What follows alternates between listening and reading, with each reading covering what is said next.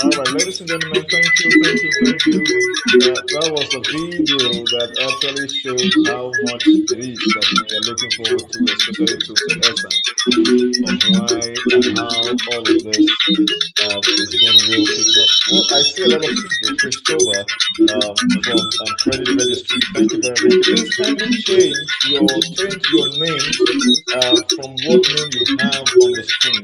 Apparently, there must have been the invitation link that was sent to you had an amino. So please kindly change your name. Go to more and then and change your name. Please go to more and change your name. Go to more and change your name. We only have one amino maida.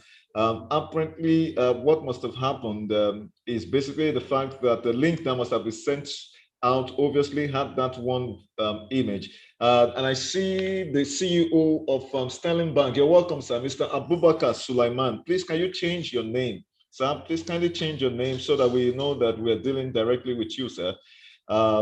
You just go to more, you see the three dots on the right-hand side of your screen, and then change the name to the proper name. Please, ladies and gentlemen, one more time, I'd like to announce, kindly change your names so that we have the proper identification to your image. And what I asked earlier on is that as you put in your name, also put your organization so that we are able to identify you when you ask questions, as the case is. And I'm glad to announce that this particular event is being live streamed as well on YouTube and some other platforms. This is to enable us to be able to reach as many people who have indicated interest to be part of this particular forum.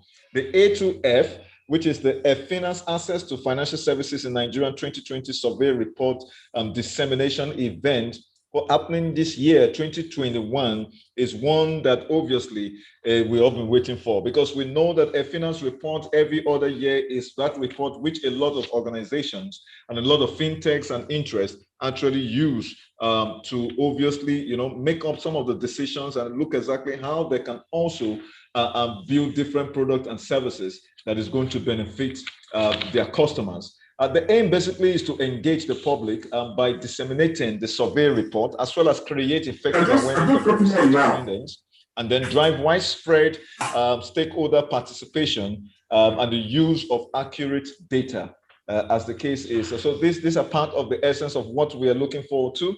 And what we are also going to be expecting, we include financial inclusion indicators. How much progress have we had in terms of the national financial inclusion targets? And definitely, we're going to obviously explore the different other aspects of our program, which obviously helps us to be able to make things work out fine. And so, ladies and gentlemen, I'm so glad because this event is having a 2-hour period, and we want to be on time. As your moderator and timekeeper, I'm going to do my best to ensure that we wrap up today's event on or before 1 o'clock. As a way of starting up, I would like to quickly announce one more time. Kindly change your name from Aminu Maida to your proper name, and also attach your own office or designation to it so that we can easily identify you. And I'm glad to announce that a lot of my speakers and panelists are in the house already. Mrs. Aisha Ahmad, the Deputy Governor of Financial System Stability of Central Bank of Nigeria. Thank you. Dr. Isaka Olarenwaju, former Director, National Bureau of Statistics. You're welcome. Ashley Emmanuel, the CEO of EFINA, is also in the house. Dr. Oluwatomi Romosele, Research Officer at EFINA, is also in the house. Mr. Sunday Thomas is certainly joined us. We also have our panelists who will be joining us. Mrs. Amina Umar, head of FIS, ably represented by Dr. Paul Oluipe, a man that I always know and I look forward to engaging. Mr. Musa Jimo of PSMD CBN is represented here also by Mrs. Aisha, Isha Olatinwu. And then we have Mr. Aminu Maida, Executive Director of Technology and Operation NIMS, who obviously is here represented by Beke Nubi. Beke Oluwa is a man that I always look forward to. The engagement is always very interesting. And then I have Mrs. Ronke Kuye, the CEO of SANEF. Congratulations one more time, Madam, for the success of over 500,000 agents. And we're going to be talking about that when we come to the panel session. And Mr. Uzoma Dozie, CEO founder of Sparkle. You want to say big welcome. And certainly Mr. Abubakar Sulaiman, the MD of the One Customer Bank, Sterling Bank. We say big thank you. And Jacqueline Juma, head of DFS of EFINA, is going to be on ground to moderate the session. And definitely we have the closing remark from Ms. Gail Moranda, as the case is. Now, ladies and gentlemen, I see Mrs. Bumi Lawson. It's good to see you, man. Congratulations. I see some other people also joining us. I'll say a big thank you. As soon as I'm ready for my chairman, who is going to be giving us the welcome address, we will be starting off the event officially. So, ladies and gentlemen, please kindly put your microphone on mute if you are not designated to speak, so that we do not create a lot of reverberating sound.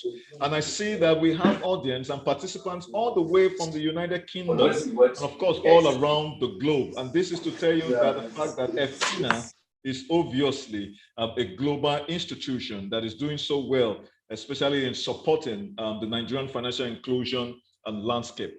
And so, ladies and gentlemen, I know that some of the questions that might be begging for answers, we include how is it that we fared from 2018, where we heard that only 2% of Nigerian adults were insured? Will some of these questions be addressed at this particular forum today? And we also want to know how useful has the credit services in Nigeria been? Have we been able to do that so much more in terms of the progress we've made? And at the launch here to Access to Financial Services in Nigeria 2020 survey report, we are going to get all of those details. And certainly, agent banking is one route of financial services reaching the poor. But how much has it worked in Nigeria?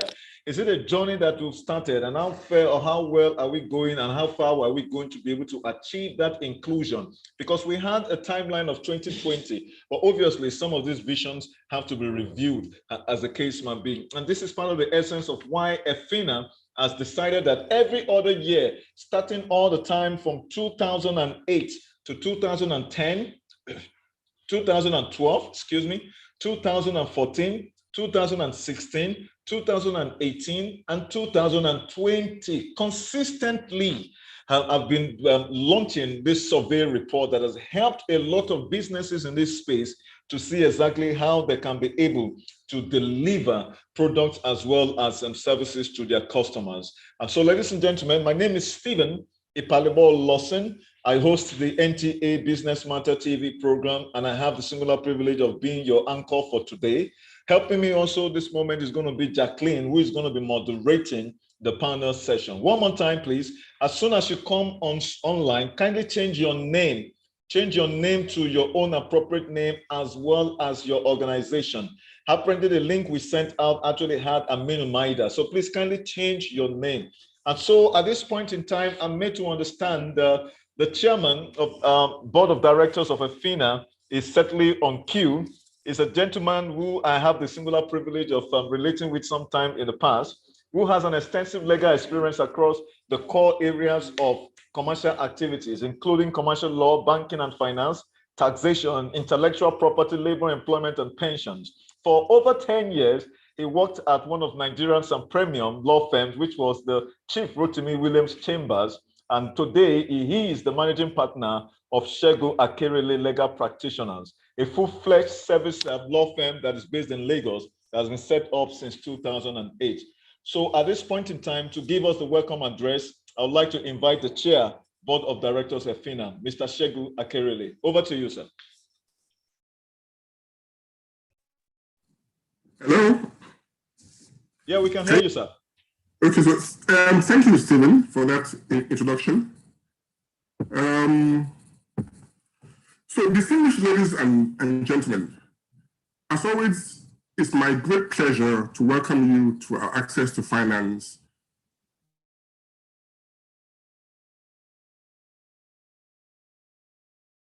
you for taking the time to join us today.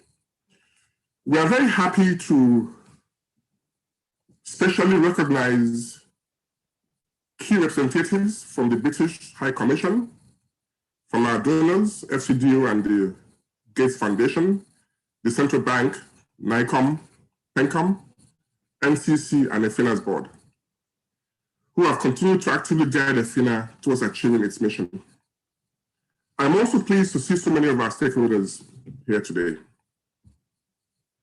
Now, financial inclusion is an essential tool for reducing poverty and achieving inclusive economic growth. Studies show that when people can access a range of financial services, they are better able to absorb financial shocks, manage risks, and start and expand businesses. The A2F is designed to measure access and uptake of financial services in Nigeria, as well as to identify opportunities to promote financial inclusion in the country. Since 2008, this survey has been conducted nationwide, biannually, and the 2020 survey will be the 7th of its kind. This morning, we will see what progress has been made with financial inclusion in Nigeria. We'll briefly share the data, lessons learned, and successes recorded so far. As you will see when we share the data, there are still hurdles to cross and great strides to be attained with financial inclusion. However, EFINA remains confident that a continued collective and concerted effort by both public and private sector stakeholders will help to unlock the prospects in financial inclusion and create an inclusive economy for all, especially the poor. I look forward to the opportunities every A2F presents to us to achieve our financial inclusion targets. I thank you all for making the time to attend today's event, and I hope you will find the session to be useful and productive. Thank you very much. All right, thank you so very much, Mr. Segun Akerele, Chair, Board of Directors, EFINA. One of the things I didn't mention earlier on is the fact that Mr. Akerele retains an interest in public service, and as a consequence, he is a trustee of the Eco Charity Foundation for Poverty Alleviation. I mean, a trust set up with a specific objective of bringing about positive financial change in the lives of the ordinary Nigerian. I want to say a big thank you very much, sir, for your presentation. At this point in time, ladies and gentlemen, we're not going to be taking too much of your time. We're going straight to also invite the Deputy Governor of the Central Bank, overseeing Financial System Stability Directorate, a woman who has distinguished herself in no little way. As a matter of fact, she has done so much more well in terms of being a banker. And today, she's overseeing the Financial System Stability Directorate. And right now, we are going to have our presentation being played. Thank you.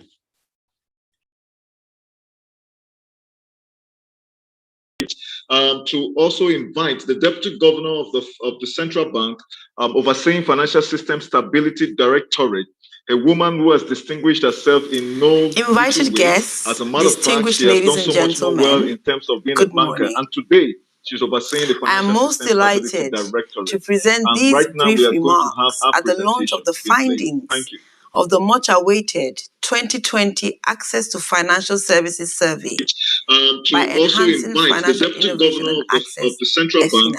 overseeing Financial System Stability Directorate, a woman who has distinguished herself in no invited guests, as a matter of fact, she has done so much more well in terms of being a banker. And today, She's overseeing the financial. I am most delighted to present these brief remarks at the launch of the findings and provision of data of the much-awaited 2020 Access to Financial Services Survey by enhancing financial of the Central Bank, overseeing Financial System Stability Directorate, a woman who has distinguished herself in no invited guests as a matter of fact, she has done well in terms of being a banker, and today she's overseeing the Financial System Stability Directorate. To present these brief remarks at the launch of the findings and provision of data of the much-awaited 2020 Access to Financial Services Survey by enhancing financial of the Central Bank, overseeing Financial System Stability Directorate, a woman who has distinguished herself in no invited guests as a matter of fact, she has done well in terms of being a banker, and today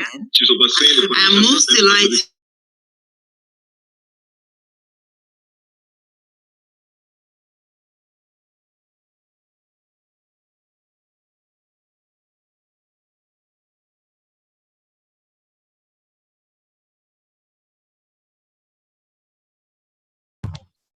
Herself in no invited guests as a matter of fact, she has done well in terms of being a banker, and today she's overseeing. I am most delighted. Distinguished ladies and gentlemen, good morning. I am most delighted to present these brief remarks at the launch of the findings of the much-awaited 2020 Access to Financial Services Survey by enhancing financial innovation and access. Invited guests as a matter of fact, acknowledging the great job. I am most delighted. Distinguished ladies and gentlemen, good morning.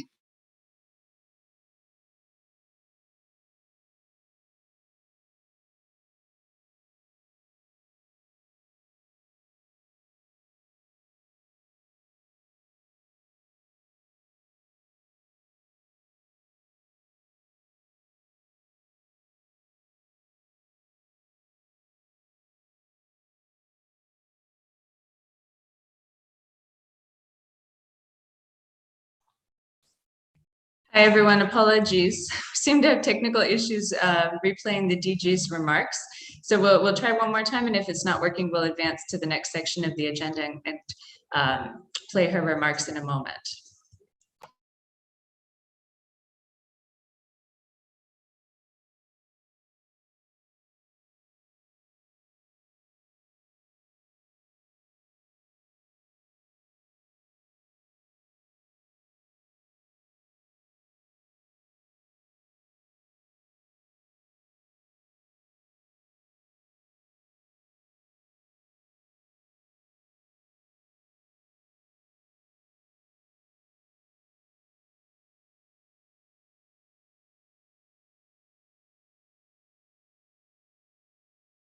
Financial Services Survey. Yes, distinguished ladies and gentlemen, good. Invited guests, distinguished ladies and gentlemen, good morning. I am most delighted to present these brief remarks at the launch of the findings of the much-awaited 2020 Access to Financial Services Survey by enhancing financial innovation and access, EFINA. Let me begin by acknowledging the great job that EFINA and its partners are doing in supporting financial inclusion initiatives in Nigeria and several other jurisdictions through research, advocacy, and provision of data on access to financial services. Insights provided from the biennial Access to Financial Services Survey report, which have been disseminated by EFINA since 2008, have been critical input for policymakers in designing policies to further financial inclusion. Well done, EFINA, for sustaining this worthy cause for over a decade. Financial inclusion has become a global development initiative. It is critical to bridge income inequality, combat poverty, and preserve social harmony. The Central Bank of Nigeria has accordingly been at the forefront of efforts to drive financial inclusion in Nigeria by championing the development and implementation of Nigeria's national financial inclusion strategy. Since when the strategy was launched, millions of Nigerians have been included in the formal financial system. This has been achieved through collective efforts of various agencies and multiple stakeholders under the National Financial Inclusion Strategy Governance Framework. Nigeria adopted a multi-pronged strategy focusing on removing the barriers to financial access, providing critical payment infrastructure, and introducing regulatory guidelines to encourage innovation and attract new market participants.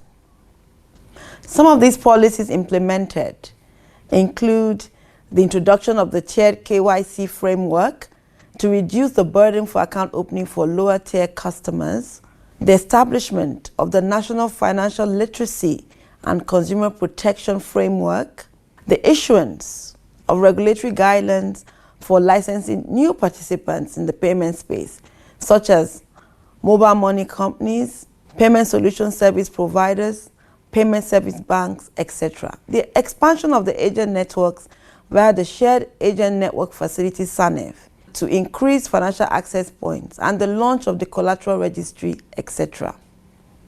These initiatives have not only helped to reduce exclusion rates, they've transformed the payment system. Despite progress to date, though, I believe we still have work to do.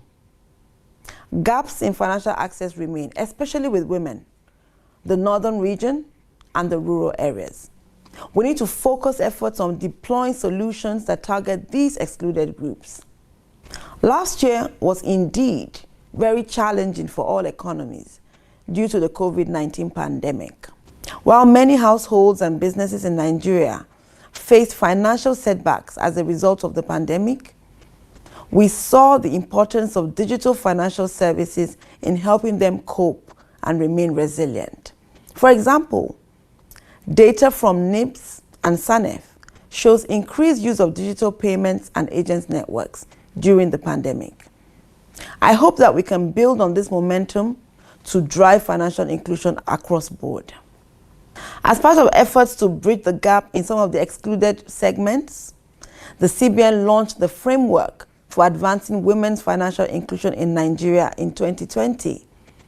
This was in response to the fact that women face greater levels of financial inclusion than men, despite increased efforts to tackle this problem. Inequality in account ownership persists, as the gender gap in developing economies remained largely unchanged between 2011 and 2017. In Nigeria, the gap is particularly pronounced in rural areas and has only decreased slightly since EFINA started measuring financial inclusion in 2008.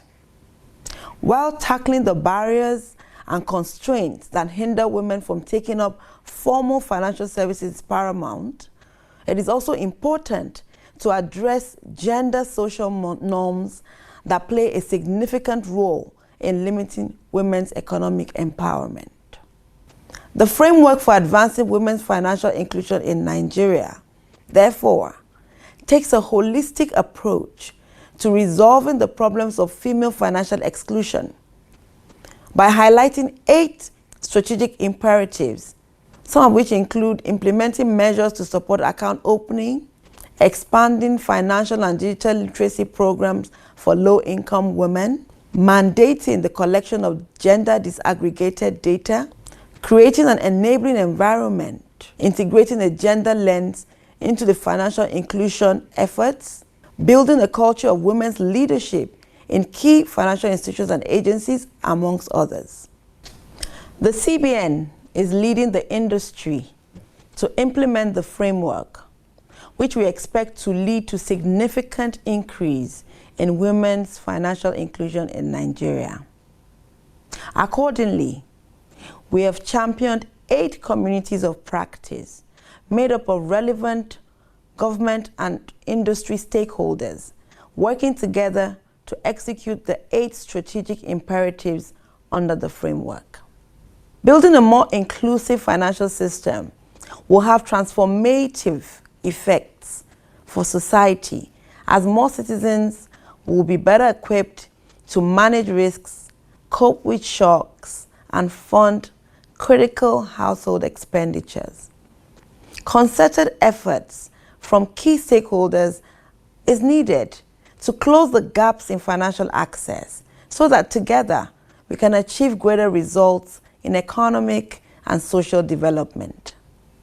We eagerly await the findings of the 2020 Access to Financial Services Survey to enable us fine-tune strategies towards meeting the financial inclusion target for the country for the overall benefit of the economy and its citizens. Thank you very much for your attention. All right, thank you very much. As a matter of fact, I want to say a big thanks to the Deputy Governor, CBN, for a wonderful presentation. As a matter of fact, it's interesting to know that our next speaker is a man who obviously is with a former organization that even helps us to see how best we're able to certainly collaborate in terms of statistics. And that itself has to do with some of the issues that we know and the reason why we are here at the A2F 2020 by EFINA.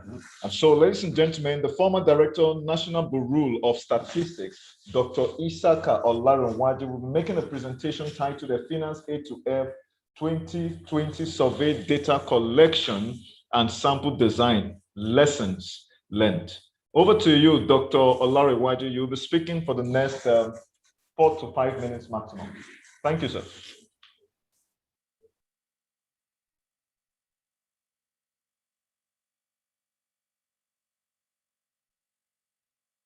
Hello, Dr. Olaronwaju. Can you hear me?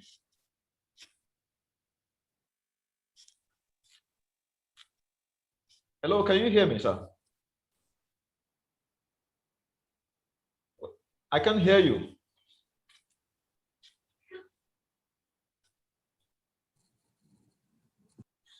Dr. Olaronwaju, can you hear me? Please indicate if you can hear me, as I can't hear you. Okay, but we can't seem to hear you. Okay, you can hear me. So obviously, is it that perhaps your audio? Please unmute. I believe you're unmuted. Dr. Olaronwaju, can you hear me, please? If you can hear me, please nod your head.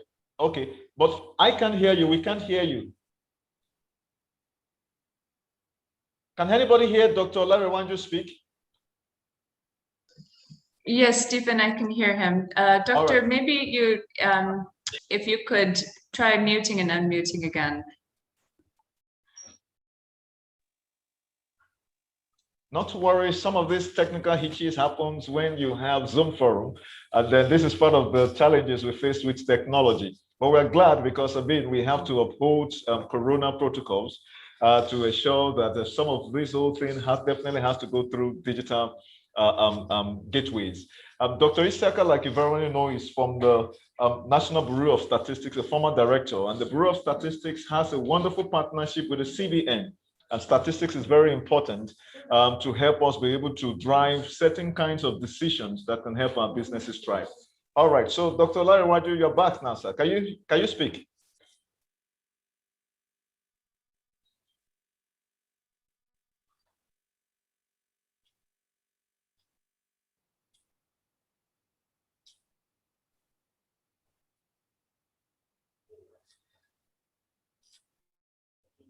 Ashley, please, if you can hear Dr. Olaronwaju, please indicate. Perhaps it might be from my end.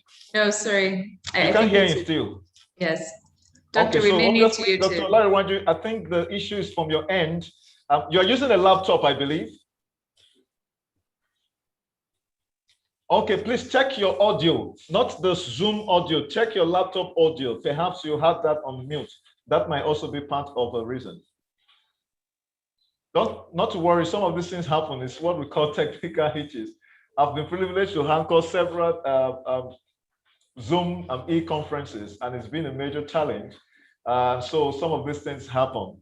Perhaps because we need to have your learned lessons, after which we are going to the main presentation, some key findings, which is the EFINA assets to Financial Services in Nigeria 2020 survey.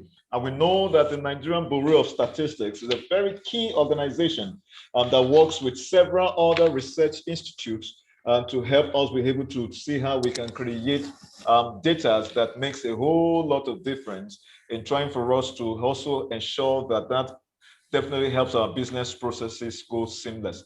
And so just some of these technical hitches happens because perhaps it might be a bandwidth challenge. I wouldn't know, perhaps we might just have to go to our next presentation, or should we just give Dr. Olarawaju maybe 2 more minutes, because I've given EFINA a promise that I'm going to be wrapping up this session in 2 hours. And as a timekeeper, I think I don't want to go beyond the time I've promised them. And so, ladies and gentlemen, I would just imagine if we might have to come back to Dr. Olarawaju at this point in time.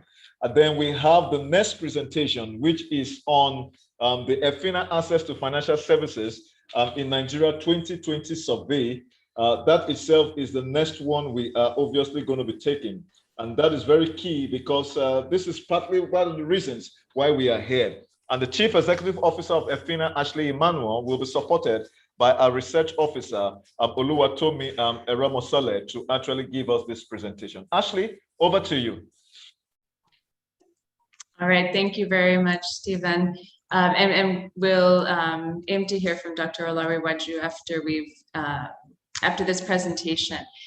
So I'll, Stephen, could you please take down that slide and I'll project our A2F key findings slide. And while you're doing that, I'll also say a remote sincere thank you to the DG, who wasn't able to join live, but was kind enough to record and send some remarks ahead of time. She's been a strong partner in the financial inclusion drive for a long time, and we're quite pleased that she was able to join us remotely today. All right, so Stephen, could you please confirm that you can see my slides?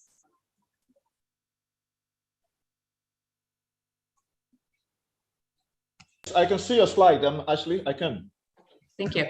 So today I'm with our research officer, Tomi Aromosele, and we are going to be sharing the key findings from the A2F 2020 survey, the EFINA Access to Financial Services in Nigeria 2020 survey.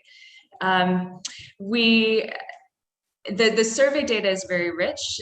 Today we will share some of the key takeaways, but there's much more value that we'll be able to continue to analyze and disseminate along with our partners over the coming months.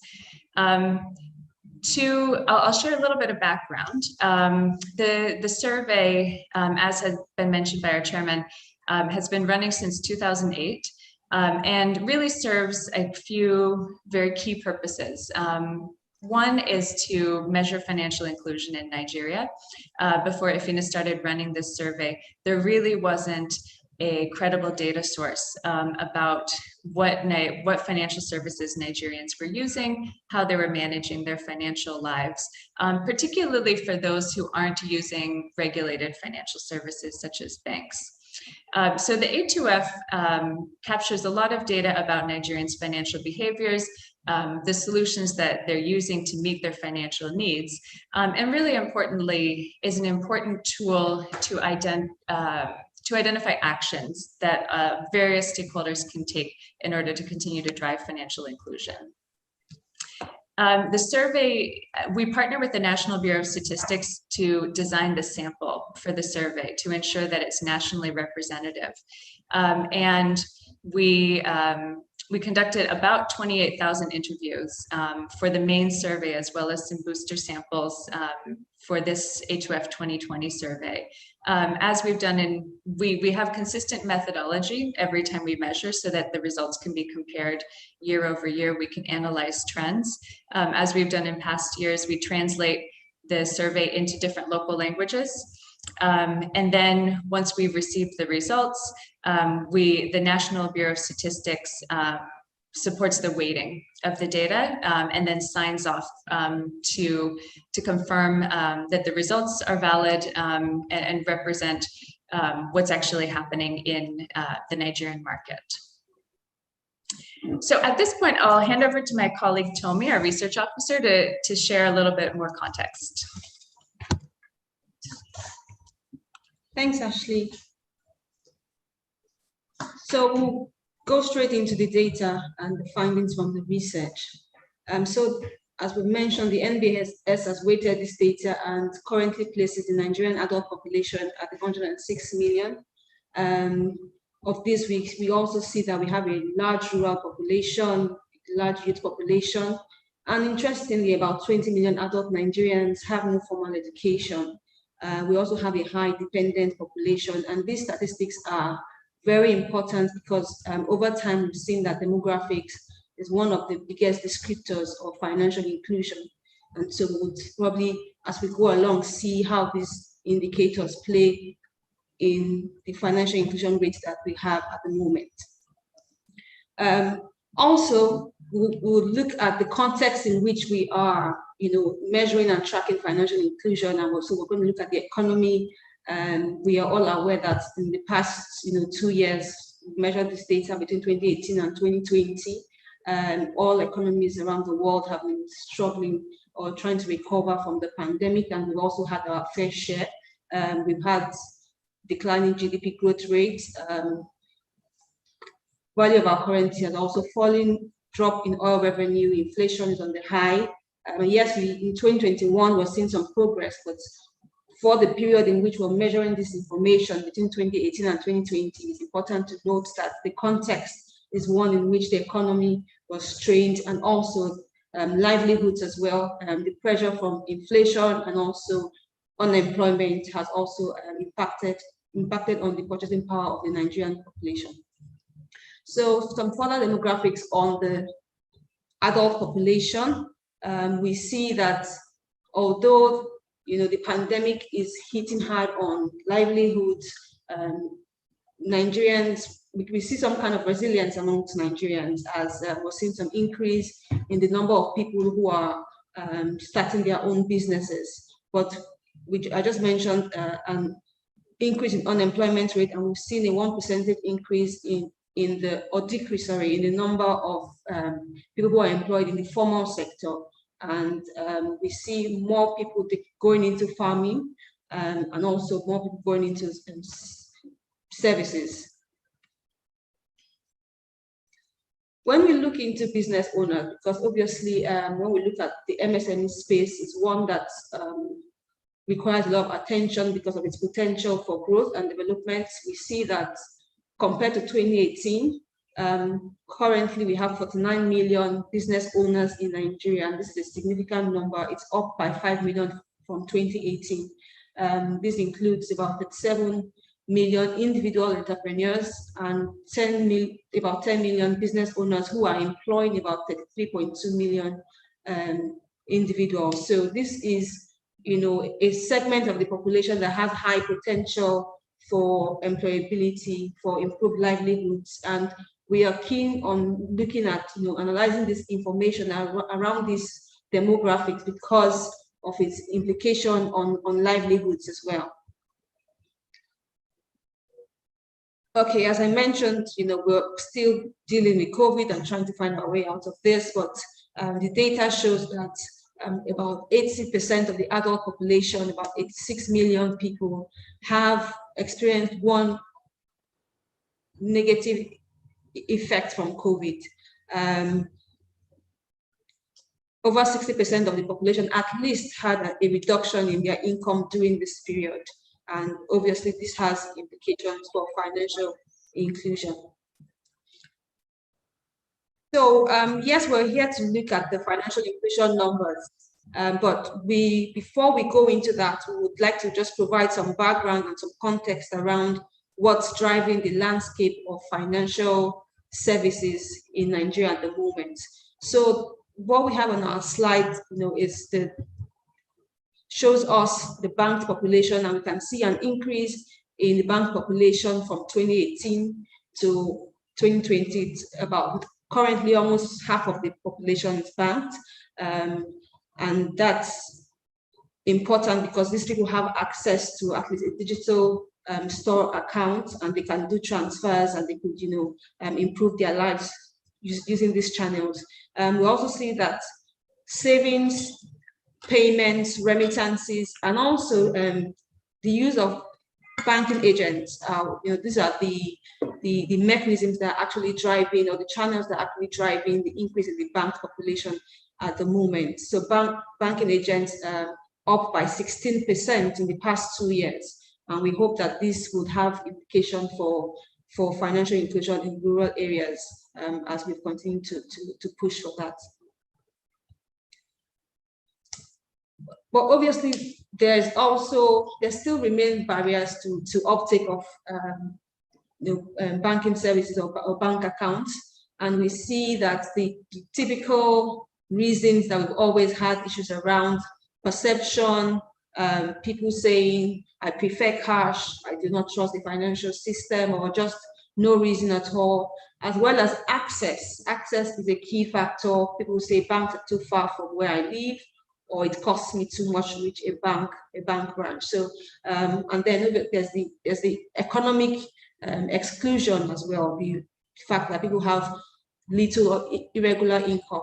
These three barriers continue to drive the reason why people are not taking up bank accounts as much as we want them to.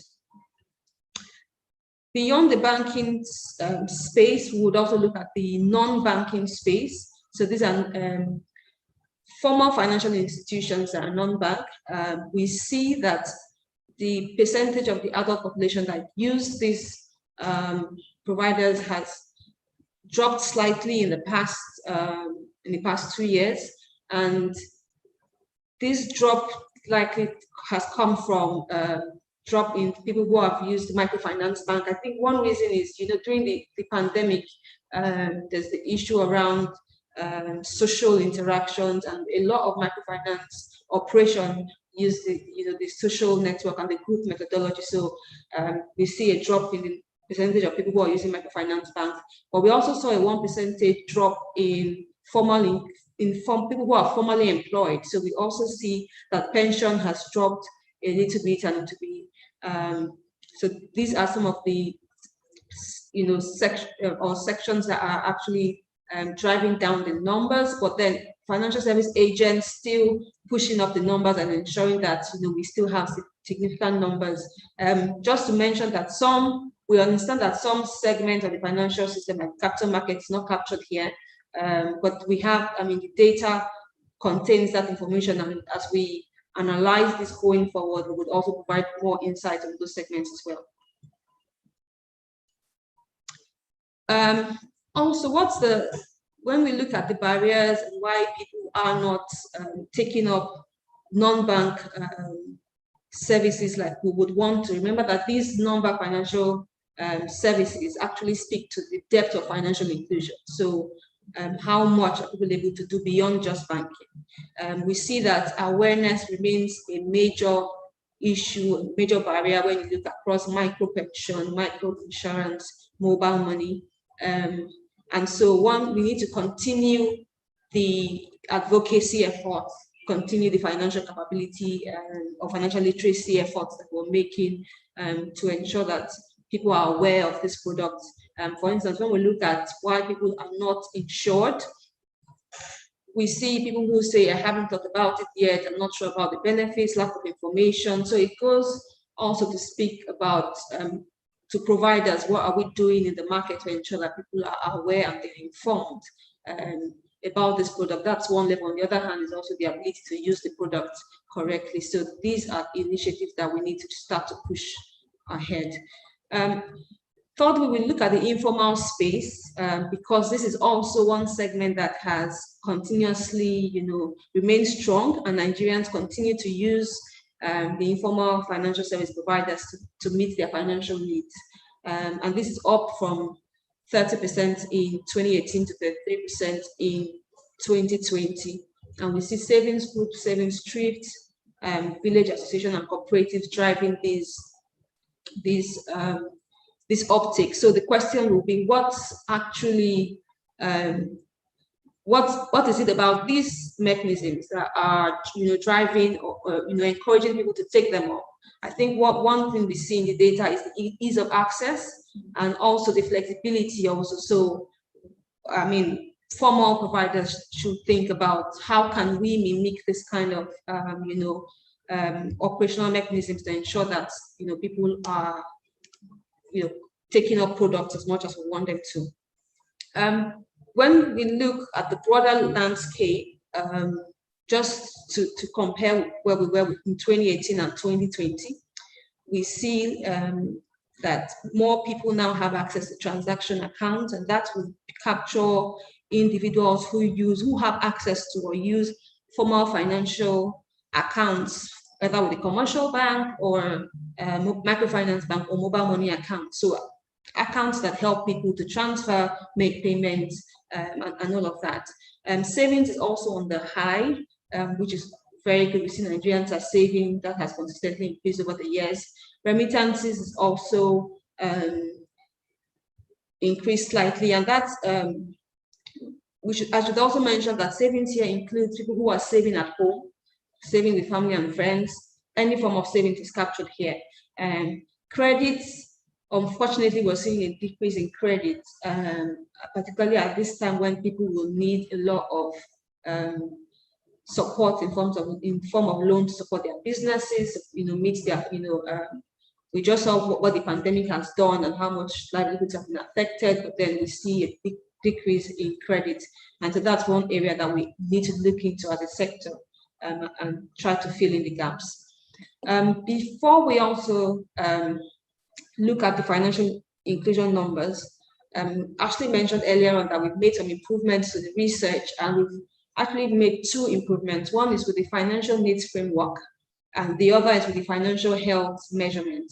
So with the financial needs framework, we've worked with our partners, FIMAC Trust, to design the framework for this survey, and it basically helps us to understand how well Nigerians or the Nigerian adult population are able to meet their needs using financial services or financial devices. So there are four financial needs or financial use cases that we typically look at. First one is transfer of value, which looks at ability or the need for people to send money, receive money, whether through cash or digitally. We also see liquidity, the ability for people to be able to meet their expenses within a certain income cycle. So, and also we see meeting goals. So we all have life goals that we want to meet at various stages in our life. So the ability to be able to have financial service help us achieve those goals. And then finally, resilience. So how do we cope? How do people cope when they face shocks? Just an example to help us understand these use cases. One case would be when a child is sick, you would have to make payments. You would have to either do that through cash or digitally. You can also, maybe if you have a medical insurance financial service, you can use your medical insurance to actually meet that need. But beyond these formal ways or more financial ways, sometimes in our society, you could rely on relatives, to help you meet these financial needs. So these are social mechanisms. And then you could also go take out a loan to meet this need. So what I'm trying to point out here is that in defining this financial needs framework and in addressing the use cases, we're looking beyond financial services as the way to meet financial needs. So people express their financial needs in different ways, and they use financial devices to meet those needs. But those financial devices could involve physical mechanisms as well as social mechanisms. For instance, the relatives on this slide, which I spoke to earlier, will be a social mechanism, but then it is effectively meeting, financial needs in some cases. So we are looking at how do people meet their needs, so that we understand where we can come in and how the providers can actually meet people's needs. So quickly, we'll look at the first use case, which is transfer of value. And we see that 100% of all adults have actually expressed that they have and have at least one of these transfer of value needs, at least payment, and 100% of us are paying in cash. Good news is about a quarter now are paying digitally as well. But then just to point out that these three channels, payments, receipts of income, and then remittances, seem to be the digital drivers that we need to tick for us to drive digital uptake in terms of helping people to make payments digitally. So it's also important to note that it's 6% of people who are receiving income, and 13% are receiving that income digitally. So we need to drive up uptake across these three buckets. Like I mentioned, yes, we are doing this. Cash remains king, and even when we look at the digital payments, oftentimes there's still a cash link to that. But we see that, I mean, in the past 2 years, we have significant improvement in digitization and also the opportunity for digitization. We see increase in mobile phone ownership, and we also see increased access to digital financial service users significantly. Currently, 28% of the adult population are active digital financial service users, and that is up from 16% in 2018, and that is a significant progress that I think we should celebrate as in the sector. The next need quickly is liquidity. So this is ability for people to balance their income and their expense. And we've basically asked, how many times in the last 12 months have you run out of money, to meet your basic needs? 72% of the adult population have experienced some kind of liquidity needs. So in other words, they've not been able to ensure that their income was able to, to match their expense in a particular month. And that's some distress. But for those people who have experienced it more than once in 12 months, we tag that as severe distress. So 60% of adult Nigerians have experienced severe distress in the fact that for more than 1 month in the past year, they have not been able to match their income and their expense. But again, this is the point we're driving. How do people actually meet, this need? How do they actually fulfill this need of managing their liquidity? A quarter of them are using financial mechanisms, but then we see a third. About 1/3 of Nigerians are using fiscal and social mechanisms, and that's why we say, at this point, maybe we have to recognize that, in the Nigerian society today, physical and social mechanisms like selling of assets, borrowing from family and friends, receiving gifts or contributions from family and friends, may be effective mechanisms to also address financial needs. And we will see this recurring as we go across. Meeting goals, these could be goals, just lifelong goals, paying for children's school fees, buying a house, planning for retirement. We see 73% of adult Nigerians have a goal that they are trying to achieve. Now, 27% do not have a goal, and I'm not sure what that speaks to, but it's good that we have 73% of adult Nigerians who are actually working towards a goal, and so there is a need that should be met. And interestingly, we see that the biggest goals involves business and investing in land, apartments, or buildings. So again, when we see 49 million business owners, and Nigerians are saying the biggest thing we want, we think we're working towards is our business. It shows the market opportunity for providers to come in and fulfill, meet that need. But then when we also look at how are they currently addressing those needs, unfortunately, we see about 1/4 of these people say they have done nothing in the past 12 months. So it definitely tells us that those needs have not been, there's been no progress in achieving those needs. But for those who are even working towards the needs, we see that 40% again are using non-financial mechanisms to tackle, to meet these goals or to work towards meeting these goals. And about 23% are using some sort of savings.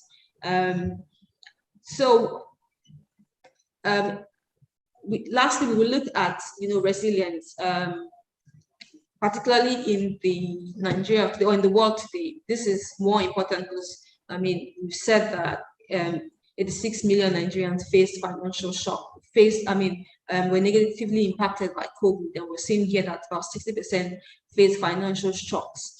But very, very key here is the fact that economic shocks related to price increases, loss of job, failure of businesses, this is, as well as health-related shocks. The economic shocks seem to be the dominant shock experienced by Nigerians. And we need, question we need to ask ourselves is, do we have appropriate products in the market to help Nigerians cope with these specific shocks? Yes, we do have, in past years now, very good. We do have products that speak to medical insurance or health insurance, but we can see that what is actually affecting Nigerians are economic-related shocks. Are there products, formal products today that are currently helping Nigerians meet those needs? I think that's the question we need to ask, or help design our products to address those needs. So again, when we look at how are they dealing with resilience or the shocks, we see fiscal mechanism come into play, we see social mechanisms come into play. And I think that's the point we're trying to make, that we cannot rule out these mechanisms, whether it's in how we set our targets going forward. Just to also point out that, but specifically in the Northwest and Northeast, at least 1/3 of the population are actually recovering from shocks or balancing their liquidity using these fiscal and coping mechanisms. So when we say, oh, these people are excluded and they're doing nothing, that's also not the case. They do have some mechanisms that are working. And is it worth having a conversation around how do we incorporate, these mechanisms that seem to be effective in terms of how we define their exclusion or their inclusion? Okay, and lastly, we'll look at financial health as one of the measures we've also taken to improve this sector. We need to improve, one of the attempts we've made to improve the survey itself. And financial health basically helps us to look at, beyond the fact that you're financially included, how financially healthy are you? How well are you able to take control of your financial life and use it as a tool to improve your well-being? So when we look at the Nigerian adult population, we see that Nigerians are scoring very relatively high in the save score and the plan score. So Nigerians are saving well, they are planning well. However, we see they're scoring low in the spend score and the ability to manage risk score. So this is similar to what we've seen in the financial needs as well. It confirms that the fact that more Nigerians are not able to balance their income and their expenses. So obviously low income or irregular income, so they're running out of money, and also they don't have enough to help them cope with shocks as they face the shock. So what we see is that 27% of adult Nigerians are financially healthy. About 40% are financially coping, and about 1/3 are financially vulnerable. We then also look at financial capability of Nigerians, because again, it's good to have access to financial services, but are people able to make the right choice? Are people knowledgeable enough to ensure that they're using financial services to improve the way it should be used to improve their well-being? And we see that almost 1/3 of Nigerians score low on the knowledge score, and that is quite key, because if people are not, and I think we saw that when we asked the question about why low uptake of the non-formal product. So there is a lot that we need to do around the issue of knowledge and building the financial capability of Nigerians. For the sake of time, I'm going to just run through this. So lastly, we also looked at the correlation between DFS and financial capability levels, and we see that even though the national amongst adult Nigerians, DFS uptake is about 30%, 29-30%. But when we look at people who are highly financially capable, who have high financial capability, we see that DFS uptake increases up to 51%. So as we try to improve or push this, agenda for increased use of DFS, we should also try to look at increased financial capability as a route to doing that as well, because the more financially capable people are, the more they're likely to take up digital financial services. So with this context, I believe we can go through the financial inclusion numbers. So I'll hand over to Ashley. Thanks a lot, Tomi. Well done. So I know that we've been sharing a lot of graphs. We just have one more set that we wanted to share. And I'll mention as we jump into the next section that we'll have some panel discussion, as well as try to pick up a few questions and answers at the end of this session.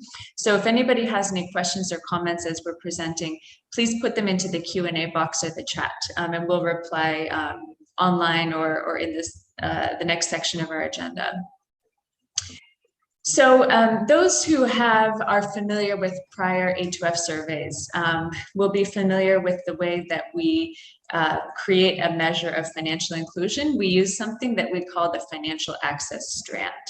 And basically what we do is we break down categories into the financially included, this green box at the top left, versus the financially excluded. So the excluded don't use any financial products or services, either regulated or informal services. However, they may be saving money under a mattress or at home. They may be borrowing from family or friends, but they're not using any group or provider to do that. But within the included group, we also break down into some really important categories. So we distinguish between what we call formal or federally regulated financial services like banks, microfinance banks, pension, etc., and the informal or unregulated financial services like the savings groups, cooperatives. And then within the formally served, we also break down a little bit further between banked and other types of providers.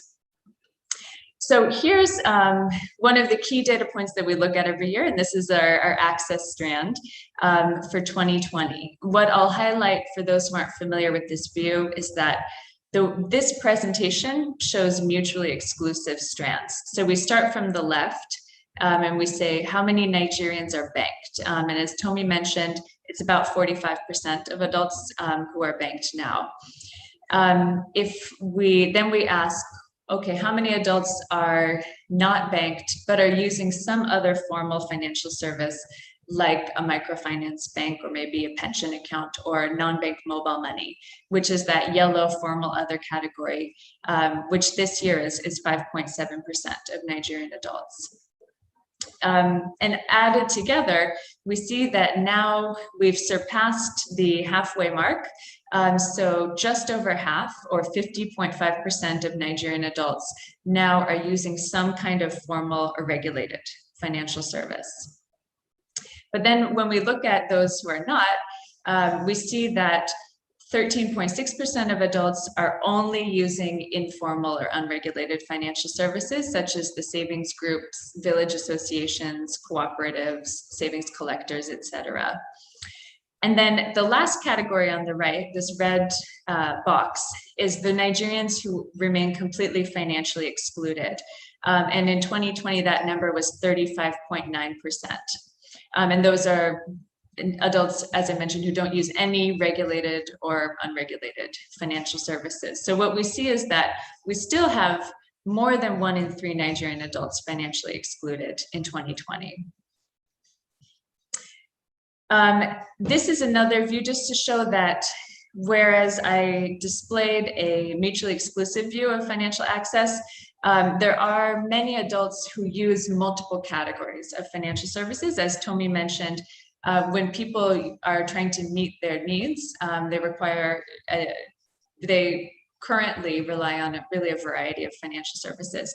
And what we see is that even for even though the number of banked adults increased in 2020, so did the number of adults who are using informal or unregulated financial services, which really indicates that the banks and other formal providers are not meeting all of the needs that Nigerians have. So here we can see the trend since EFINA started measuring in 2008. So the top row on the slide here is the newest data for 2020, and the lowest row is the 2008 data. So what we can see in terms of trend is that we still have this same very incremental growth in financial inclusion.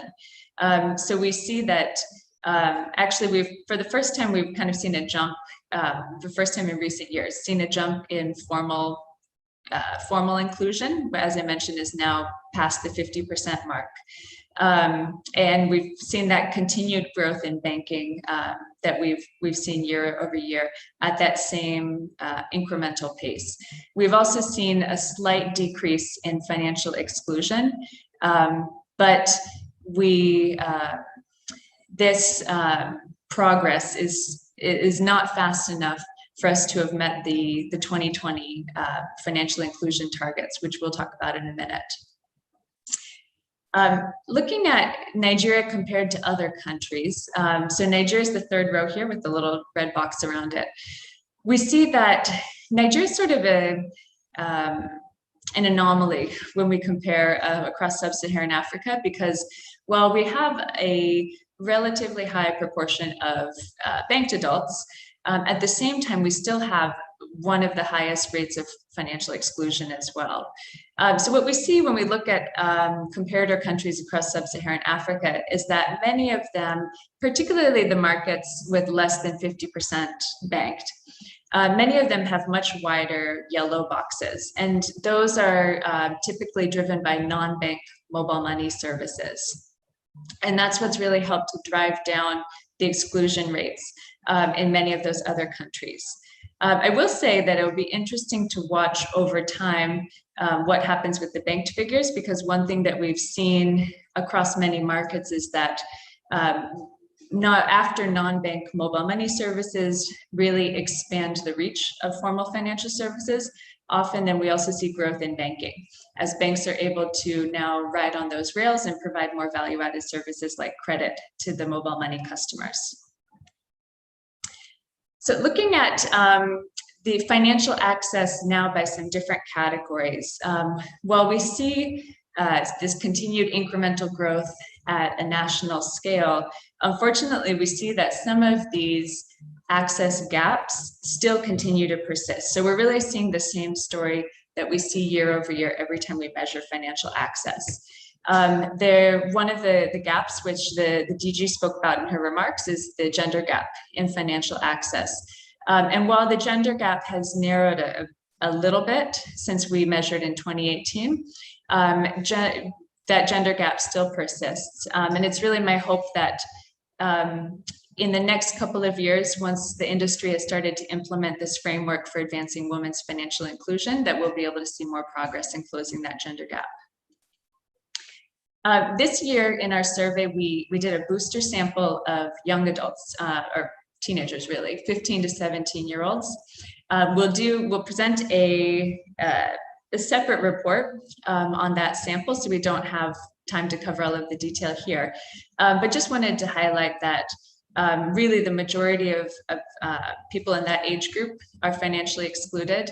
I think it's also important to note that there are 13 million of them. So there's a very large demographic that will be adults in the next few years. We need to think about, many of them do have financial needs, many of them are transacting at a minimum, making payments for things. We need to start thinking about how do we bring them into the system. Looking at the breakdown within adults, we see the same story that we've seen year over year, which is that the youngest adults, those between 18 and 25 years, continue to be the most financially excluded. So we need to think about that demographic as well. And we see that, and this is something we've seen over time as well, financial inclusion is really strongly correlated with levels of education. So many, more than 2/3 of Nigerians who've completed secondary education or higher are banked, whereas we see a very different level for those with lower levels of education. So we need to think about, hopefully over time, levels of education will increase in Nigeria, but until then, how can we make services more accessible for those who don't have those higher levels of education? Looking by sector, we see that the 8 million or so adults employed in the formal sector are nearly completely banked. So that market is saturated. Business owners and those employed in the informal sector, slightly over half banked for each of those categories. We see really much higher rates of exclusion for farmers and people who say that they're dependents. So those are some, and there are many, if you see the numbers, there are many adults who fall into those groups, so we need to think about addressing them. And as we've seen, I mentioned some of these gaps have persisted. As we've seen year over year, there still continues to be a very large gap between urban and rural, with only about 1/3 of rural adults being banked compared to about 2/3 of urban adults, although we've seen growth in both segments. And one thing that we did for the first time in the A2F survey is that we also, when we were conducting interviews, so we sent people out to all corners of Nigeria to interview Nigerians, knock on doors to collect this data. And as we were doing this, we also captured, are there financial access points within those communities where we're conducting the research? So we're able to now do a little bit more analysis about linking financial access points to the demand side interview data. And not surprisingly, we see that not very many of the rural communities have access points. Of those that do, though, the most common access points we found were financial service agents. So I think that's a really important story. And then one of the other key views that we always look at when we measure financial access is by different regions in the country. So this was sort of interesting, where we've year over year have always seen that the Northwest and Northeast zones are most likely to be financially excluded in Nigeria. This year, though, is the first time that we've really seen those Northeast and Northwest kind of pull apart to the extent that they have in this measure. So whereas we're continuing to see more progress toward financial inclusion in the Northeast zone, although there's still half of adults are completely excluded, in the Northwest, we've actually seen some regression. And we see that the Northwest has a much bigger population. When we looked at the demographics, there are now a higher percentage of adults there are in the youngest age group. A very high percentage, about 1/3, are dependents, as in they rely on somebody else for their primary source of income. And those tend to be very excluded groups. So that's an area that we'll continue to dig a little bit deeper in and really need to have a lot of engagement with stakeholders around what needs to happen in the Northwest in particular. And one other thing that I'll highlight here is that when we think about how to reach unbanked or excluded groups, the DG in her remarks spoke about one of the initiatives the CBN had undertaken to promote financial inclusion is what's called tiered KYC, basically regulation that allows people without any formal identity documents or proof of address to open a low-value bank account. And what we see in the data is that it's really important to retain access to some of those accounts. And we're hearing that some banks are not really in practice offering tier 1 accounts as much, but it's important to make sure that there are some providers in the market who are still offering those tier 1 accounts, because really almost 3 out of 4 unbanked adults don't have the documents today that would be required to open what we call the tier 3 or the largest value bank accounts.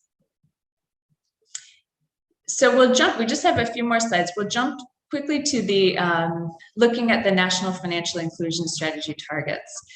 So The central bank in 2012 had published a national financial inclusion strategy, process which EFINA had supported. And that strategy set targets through the year 2020 along multiple different categories.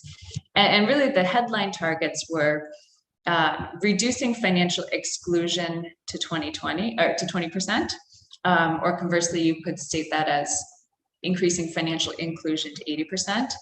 As well as increasing the percentage of adults who use formal or regulated financial services to 70% by the year 2020.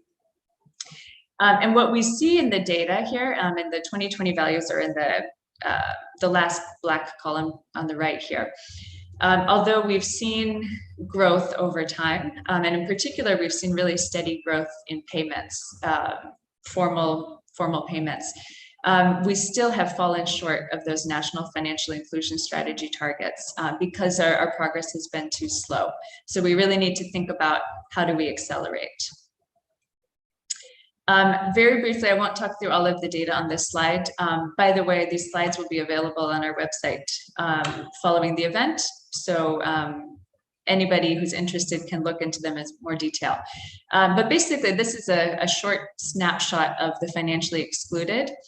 And we see that of those 38 million excluded adults, 4 out of 10 or 2 out of 5 live in the Northwest. So we really need to think about the Northwest. They tend to be rural areas. They tend to have lower levels of education. But interestingly, many of them either own or are able to access a mobile phone. So we really do see opportunities for increased reach via digital financial services. So to summarize, although we had a difficult year with COVID and we've measured, we have more data actually about the impact of COVID in this survey, and we've seen a challenging economy. We have seen some continued growth in financial inclusion, which is good. However, as we've seen, we haven't met those national financial inclusion strategy targets. If we continue at the current pace, they won't be met until around 2030. So we really see the need, there's quite an urgent need to accelerate our progress toward those. Part of what we need to think about is those gaps I mentioned that have persisted year over year. If we don't meet the needs of women, Northern Nigerians, if we don't reach rural areas more effectively, we won't meet those national targets. However, we saw some bright spots in this data, which really gives us cause to hope that there's some really some strong opportunities for accelerating that growth in future years. So we see that agents, as Tomi mentioned, use of financial service agents has really grown. We saw that use of digital financial services has really grown. We saw growth in banking, and more people are using their bank accounts and using them for more advanced functions. So we see an opportunity to really build on this. And that will be important, as we mentioned, the second to last bullet here, to really address some of the critical imperatives we see in the relatively low rates of financial health of our population. The last slide I want to share in terms of data is that we, a partner called World Data Lab had done some modeling using EFINA A2F data year over year, as well as some other data sources, and looked at what could the future look like in terms of financial inclusion under different scenarios. The black lines on this graph show the anticipated trajectory for Nigeria. The dotted line is current status, and the next black line shows given our current growth rate in mobile money. But if we look at some other countries, neighboring countries, and how they've been able to accelerate financial inclusion through mobile money, if we apply those same trajectories to Nigeria, what we see are some of the other potential curves. So the fastest growing curve would be if we follow a similar path to what was observed in Ghana, which is that yellow curve. If we see this growth rate in mobile money, then we anticipate that the access and use of financial services can really grow much faster, and we can meet our national financial inclusion targets about twice as fast. So we'll pause there in terms of the data. I know at EFINA we love data and charts, but we know that our stakeholders can only observe so much at once. As I mentioned, these key findings will be available on our website. And actually, I'll jump to this slide. And there's a lot more richness in the data. So if you would like to see more analysis on another topic, the data is also available to stakeholders. So if you want to actually access the raw data and analyze it yourself, please reach out to us. The contact information is here. We'll put it in the chat box as well. I just also wanted to highlight, as we may have mentioned, that this year, something that's special that we've done in the survey is it conducted a deep dive version of the survey in Kaduna State, which is the first time we've ever had data representative at the local government area level. And we'll be launching that in the next month, and would invite you all to join us again for that. So I'll close by just acknowledging and thanking the many different partners who contributed to the success of this survey. The delivery partners, NBS, Ipsos, Finmark Trust, who's another member of the Financial Sector Deepening Network, along with EFINA, who supported the technical delivery. Our funding, our donors, UK Aid for the main survey, and the Gates Foundation for the Kaduna State Deep Dive.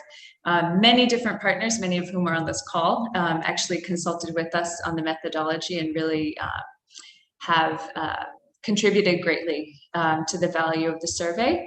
And importantly, I really want to thank all of the respondents who are out there who sat down for an hour to answer very personal questions about their financial lives so that we could have this rich data.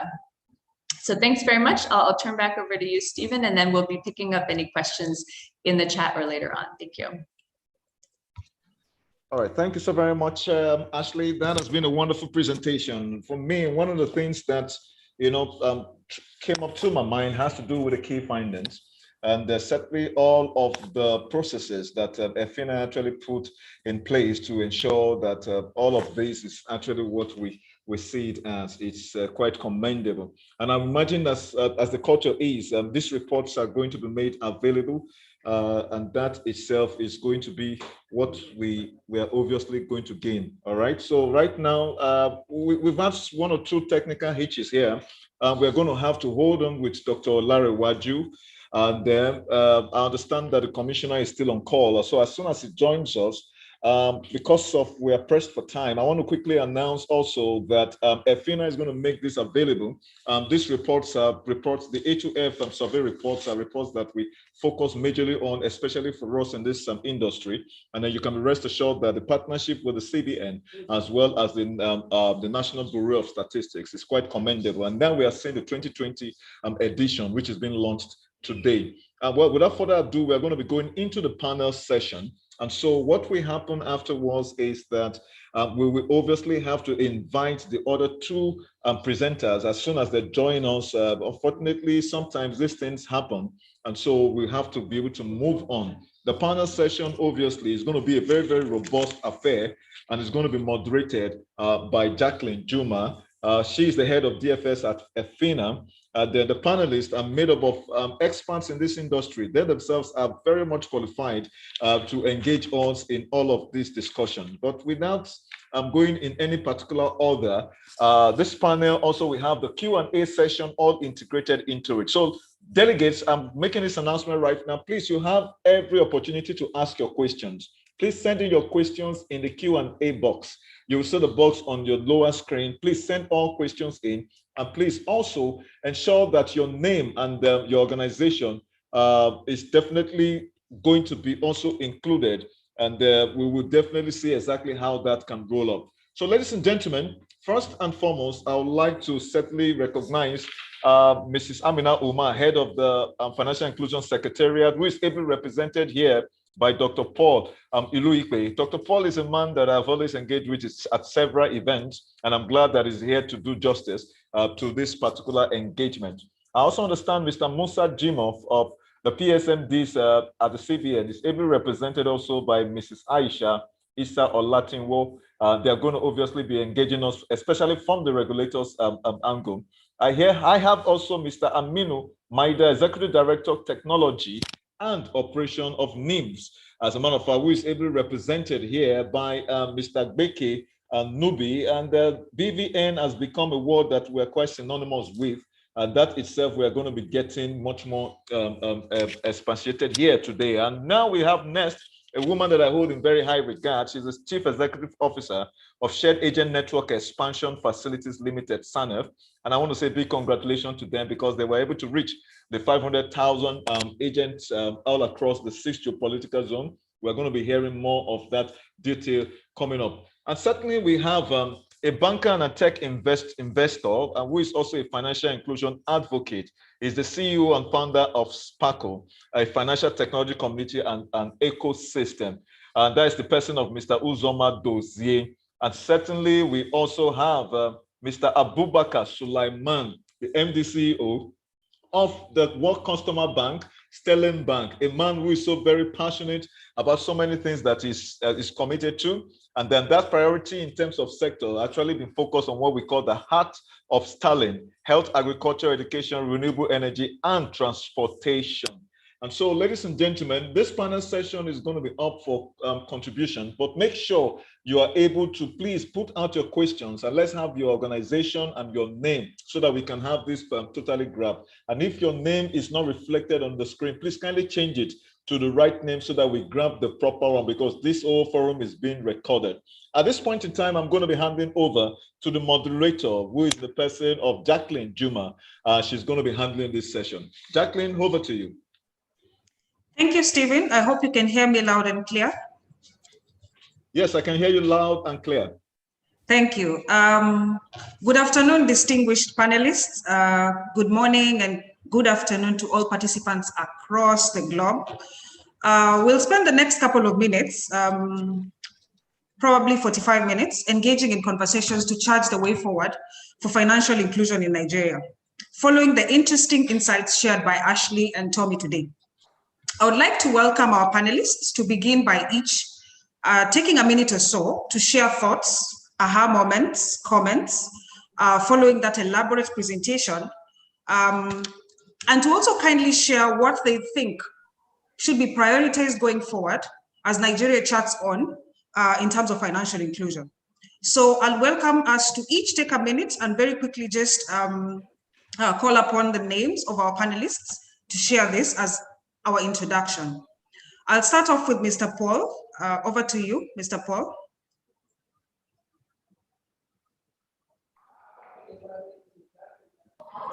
Good afternoon, everyone. My name is Paul Olive, Associate Head, Financial Inclusion Secretariat, representing Hajia Amina Omar, the head of the Financial Inclusion Secretariat. It's good to be here. Thank you very much. Mr. Paul, I would like you to say, to comment on the shared presentations today. Any insights that stood out for you? Apart from that, what do you think should be prioritized as an industry as we chart forward in terms of financial inclusion?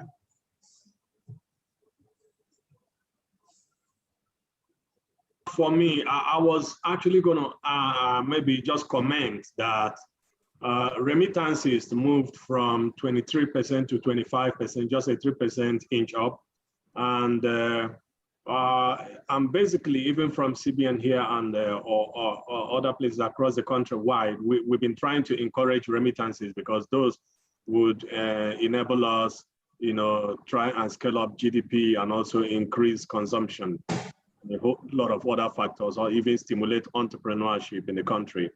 So I don't know what strands of remittances you actually looked at, whether these were international or they were domestic remittances or whatsoever. So it might have been good to throw more light on it. Also, there were, I was even kind of also surprised or encouraged that was it savings that moved from 22% to 27%. I don't know if it was savings or credit. I think I've forgotten what it was on the screen, but that was quite good because we've been thinking that savings, insurance, and pensions, you know, we really need to do a lot more about it. So I'm looking forward to digesting this data from you and downloading it from your website and digesting it, because there are intriguing aspects that are really emerging. Obviously, also, you did mention about more payments and traffic, really in terms of digital traffic and payments during the pandemic. But we want to know, we want to be able to interact with the data to see, you know, how many people, you know, who were really excluded. Because when you talk about increase in traffic, increase in payments and use of platforms, this will presuppose that, you know, only existing customers of banks and financial services, you know, would really increase their action or maybe their engagement, interaction with services. But what about people who were completely outside the framework of financial services? By how much did they come into the financial framework during the pandemic? By what, you know, percentage did we have gains in bringing people who were completely outside financial systems into, you know, the financial system? So these are some of the insights that I basically gleaned from what has been presented. Thank you, Dr. Paul. Remittances, definitely an interesting perspective, especially in terms of leveraging digital financial services. I'll move on to Mrs. Aisha. Spend a minute, please, to share what stood out for you and what should we be prioritizing going forward. Mrs. Aisha, over to you.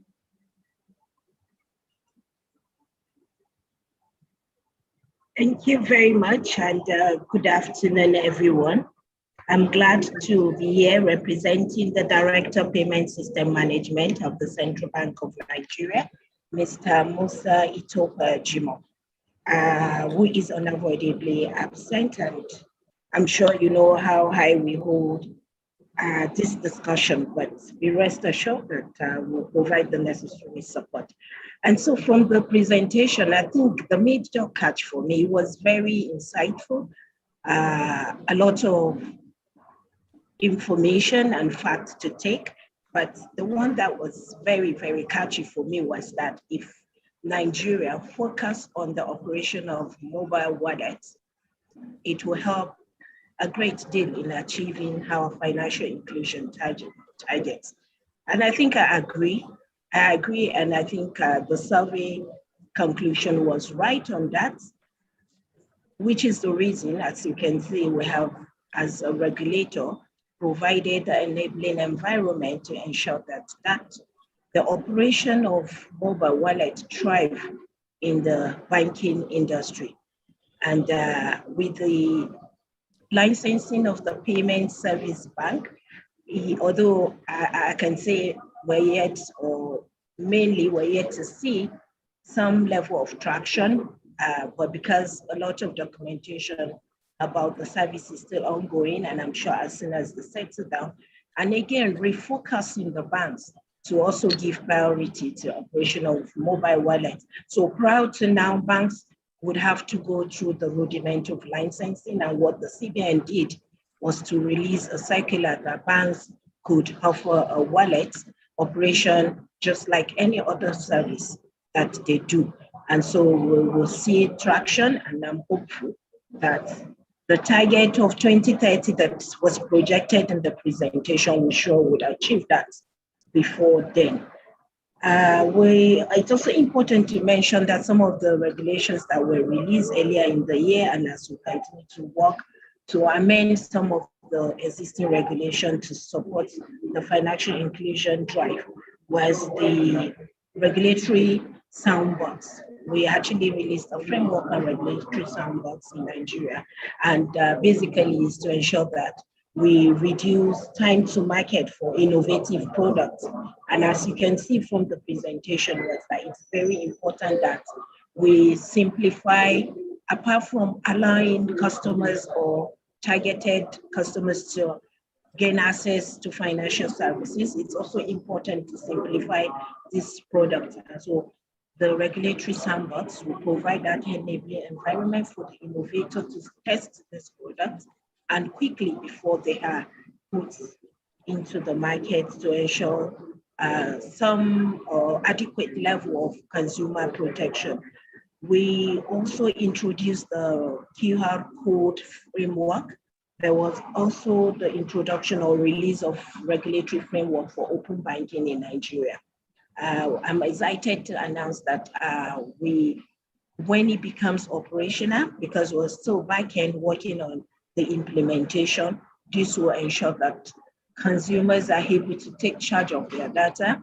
And again, every participant in the industry would know what level of data they can access and ensure a whole lot of consumer protection. So we look forward to working with everyone to ensure that the regulatory environment is it's enabled to make sure that we arrive at our goal and achieve our goal quickly before the new target date. Thank you very much. No, I'm testing something. I'm testing some audio setting on my. Sorry. Thank you, Mrs. Aisha. It's good to hear, the acknowledgement around the opportunity for mobile money and opportunities to further opportunities to leverage the power of mobile. I'll move on to Mr. Becker. Hello. Please. Hello.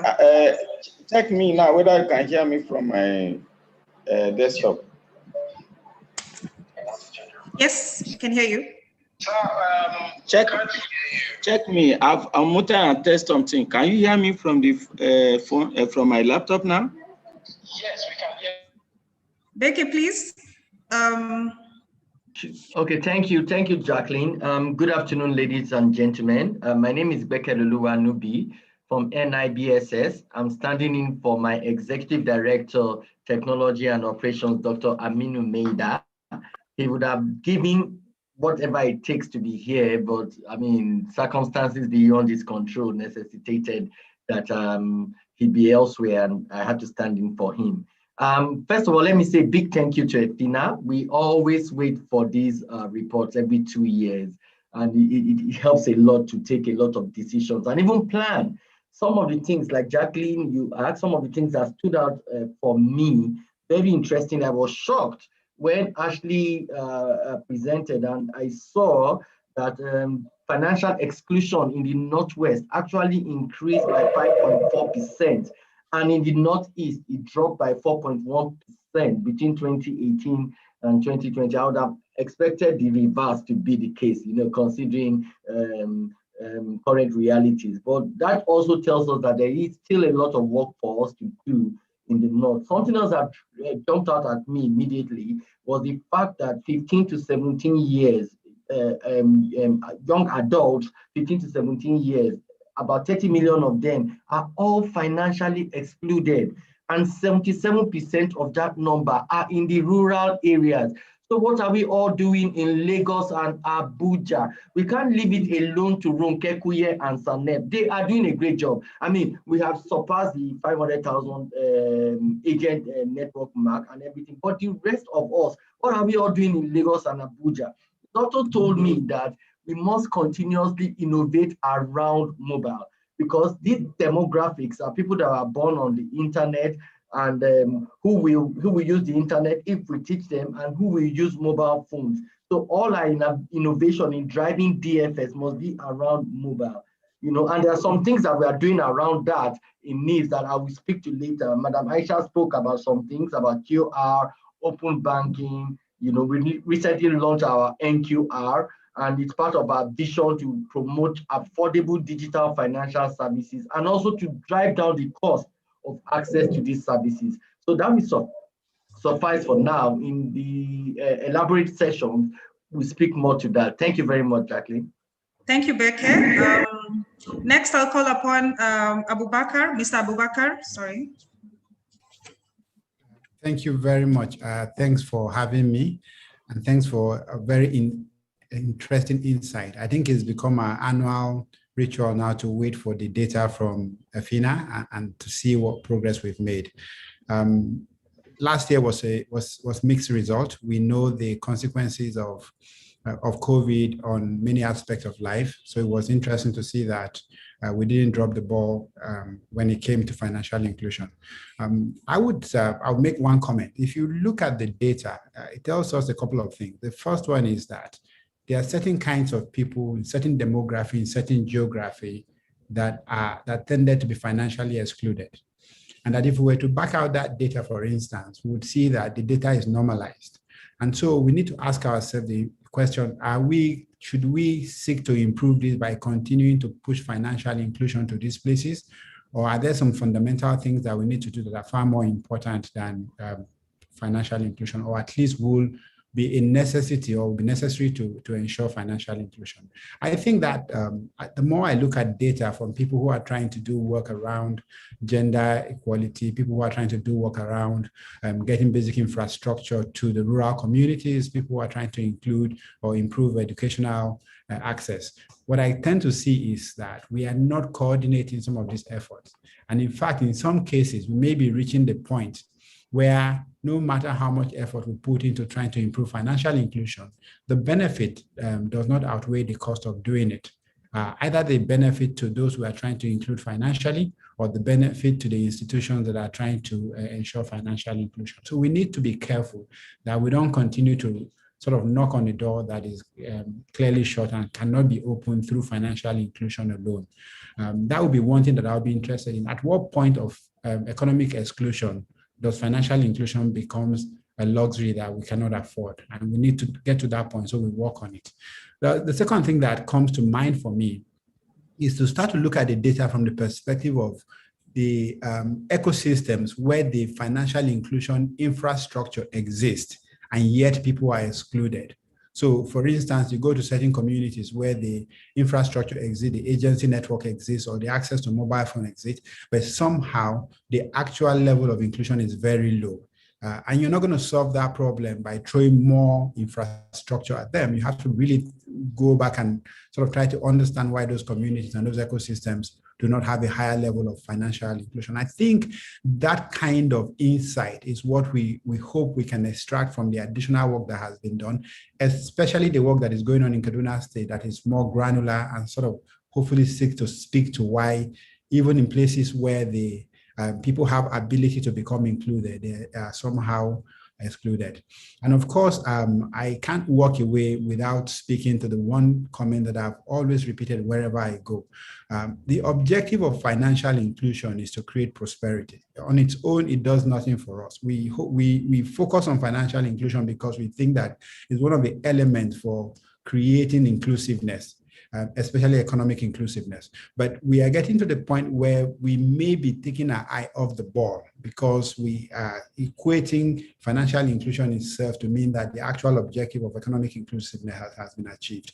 It might help to start to tie the two together so that we are actually focus on the overall objective of financial inclusion. That also helps because there are other agencies and other actors with whom we can coordinate, where we see financial inclusion is ahead of economic inclusion, and we can point out to them what they need to do. And obviously, we can feed data, we can take data from people who are focused on gender equality, people who are trying to sort of bring rural inclusion, and understand how their work can also can enable financial inclusion.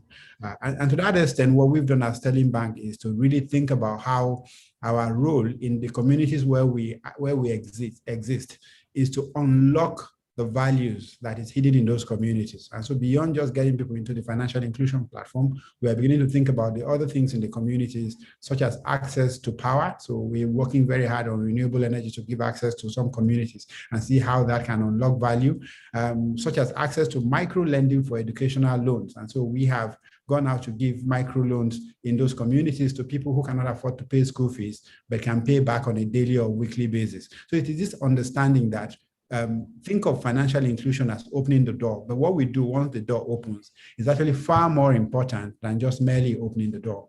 And finally, I think that we are spreading ourselves thin, especially those who are non-for-profit and have resources. I think it might help if we concentrate the effort a little bit in the places where we are likely to have the most results, because of two reasons. One is that those results will drive more resources. If people can see that in a village in Sokoto, we put our resources there and we see the improvement, more funders will come on board. And the second reason is that when those communities actually become economically viable, the neighboring communities are likely to then follow through in becoming financially included.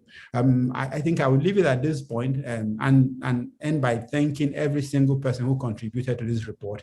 It's a vital report and it's one that I value a lot. Thank you, Mr. Abubakar, for reminding us it's not just about financial inclusion. What does it mean to the real economy sectors? I'll invite next Mrs. Ronke, your opening remarks.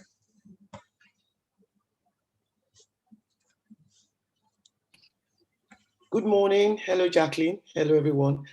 I think the most interesting part for me, Becca already said it, because I was stunned, to learn about Northeast and Northwest. And I'm not surprised we're thinking along the same line, because we look at the figures together, both NIBS and us. And I'm so happy that at least we've moved the needle a bit in the Northeast. Northwest, has come as a shock. Obviously, we still have a lot to do there. Overall, I think from the data, I think that I have seen the needle move a bit. And I have also seen that the foundation has been laid in terms of, having the number of agents and people actually believing in going to agents' locations to perform their banking transactions and for some to open accounts. However, I think now is the time to build on it. Now is the time to make sure that the essence of financial inclusion is actually realized from, bringing up or increasing the number of agents that we have generally. So I think, and we realize that now is the time, the work starts for us. And part of what we need to do, things that we need to do starts with opening of accounts and wallets. I don't know if I should talk about that now, or maybe we'll talk about that later. Trust me, there's a lot of time. We can talk about that later. Okay. Thank you, Mrs. Ronke. Last but not least, Mr. Uzoma Dozier. Apologies, Mr. Uzoma. Thank you.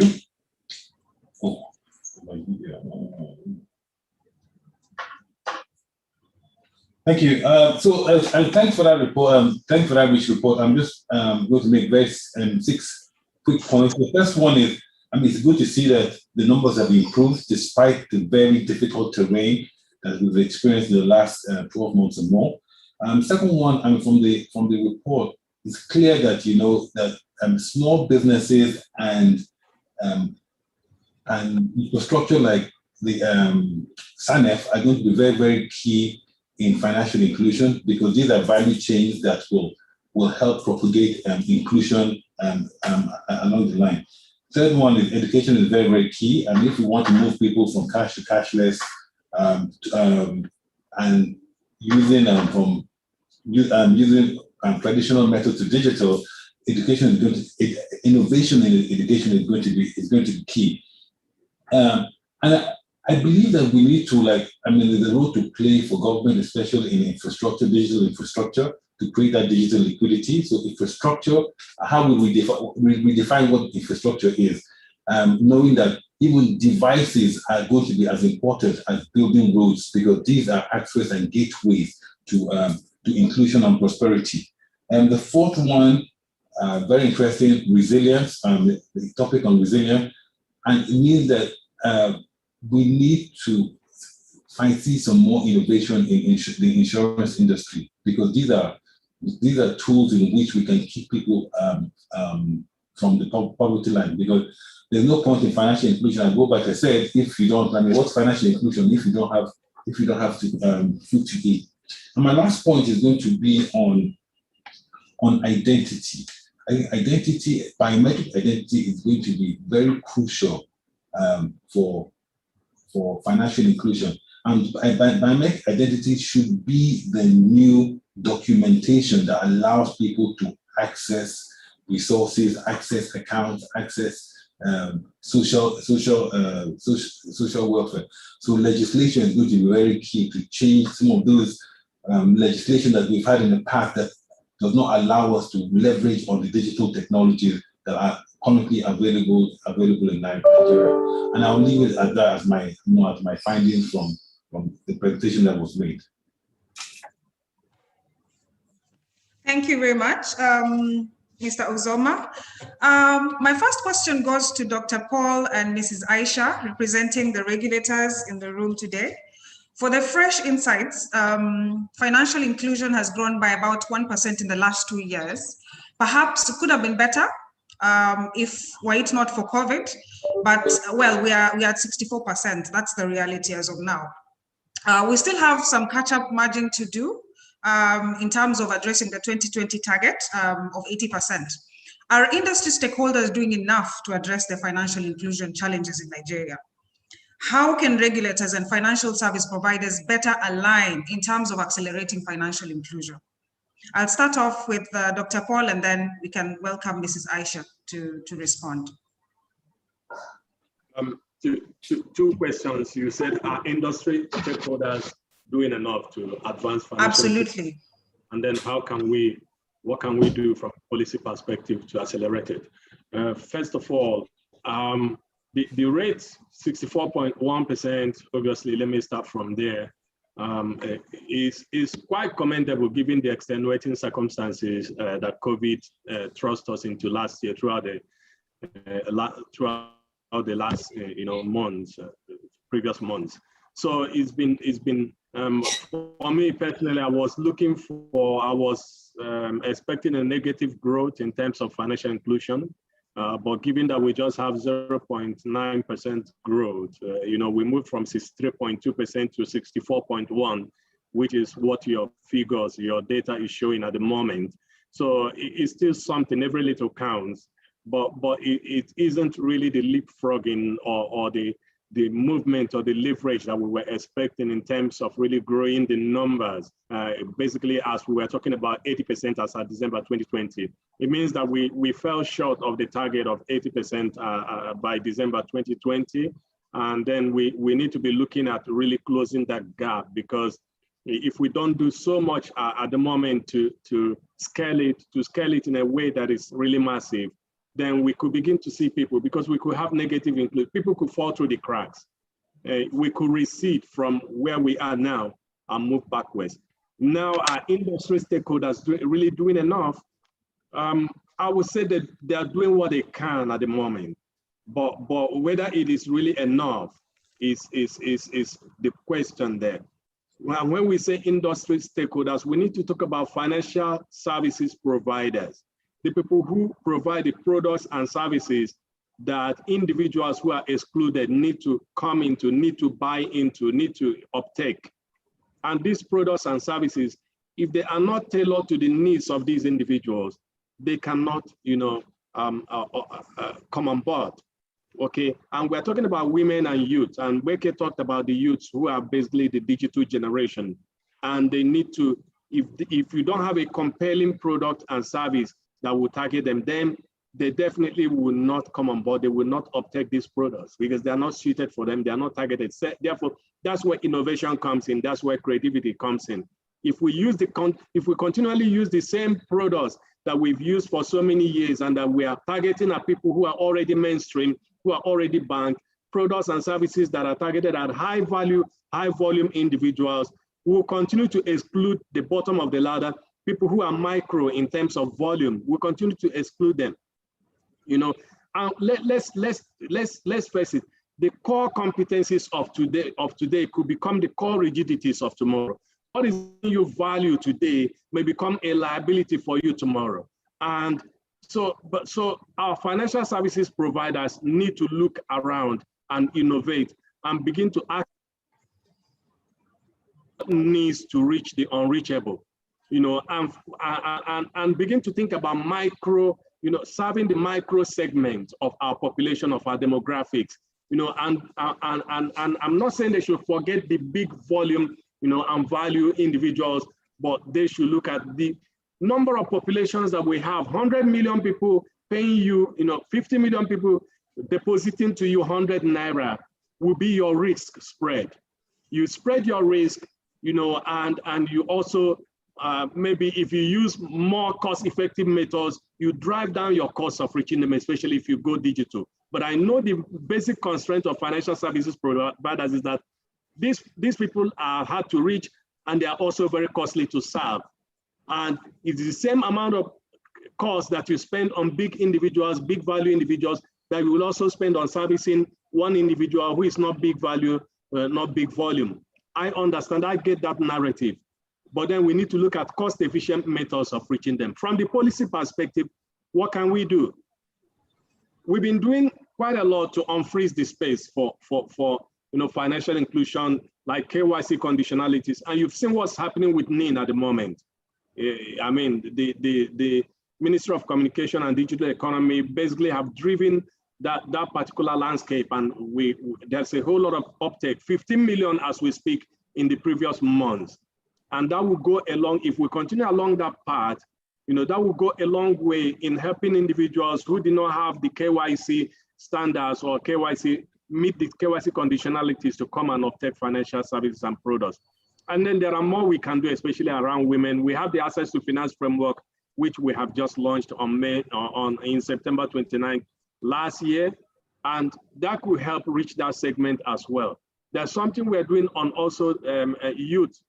And even within Central Bank, we have a lot of initiatives and interventions targeted at micro segments, MSMEs.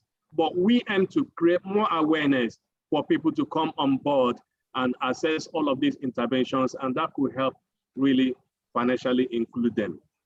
Let me leave it there at the moment for my colleague to, you know, come in as well. Thank you, Dr. Paul. Perhaps Mrs. Aisha, you could, would like to hear from you. How can regulators and financial service providers or the other stakeholders and intermediaries in the sector better align?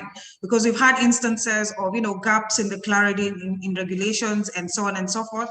What do you think is the best way possible in terms of aligning between regulators and other stakeholders? Okay, thank you very much. I think one of the panel discussants mentioned this, that a lot of coordination needs to happen. So we're all speaking or working towards the same goal.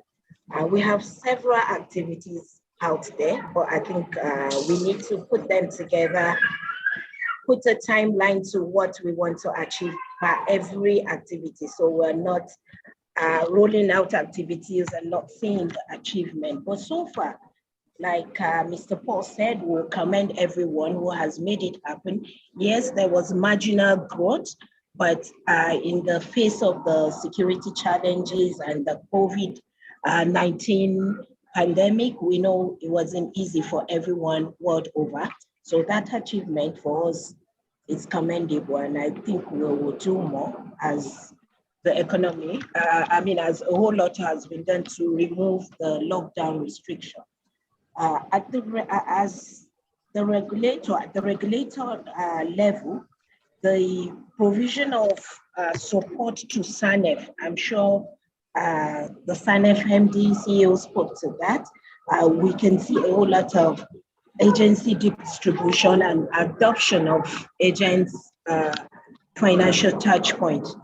So what we're doing is to ensure that they work in tandem with the banking sector, such that when a consumer visits an agent location,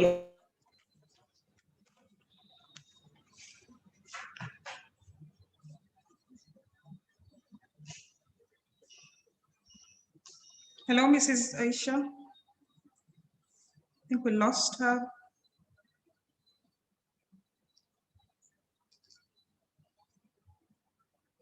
You're likely to enjoy the same. Hello, can you hear me? We lost you for a few seconds there. Oh, okay, I'm just trying to say back to the issue of coordinations. Yes, we have increasing touch point as we see increasing numbers of agents locations, but we need to harmonize the way they provide and offer services to the consumer, especially the target consumers for financial inclusion. The regulation or the regulator, we also, in order to streamline the licensing regime, we release a guideline on new license categorization.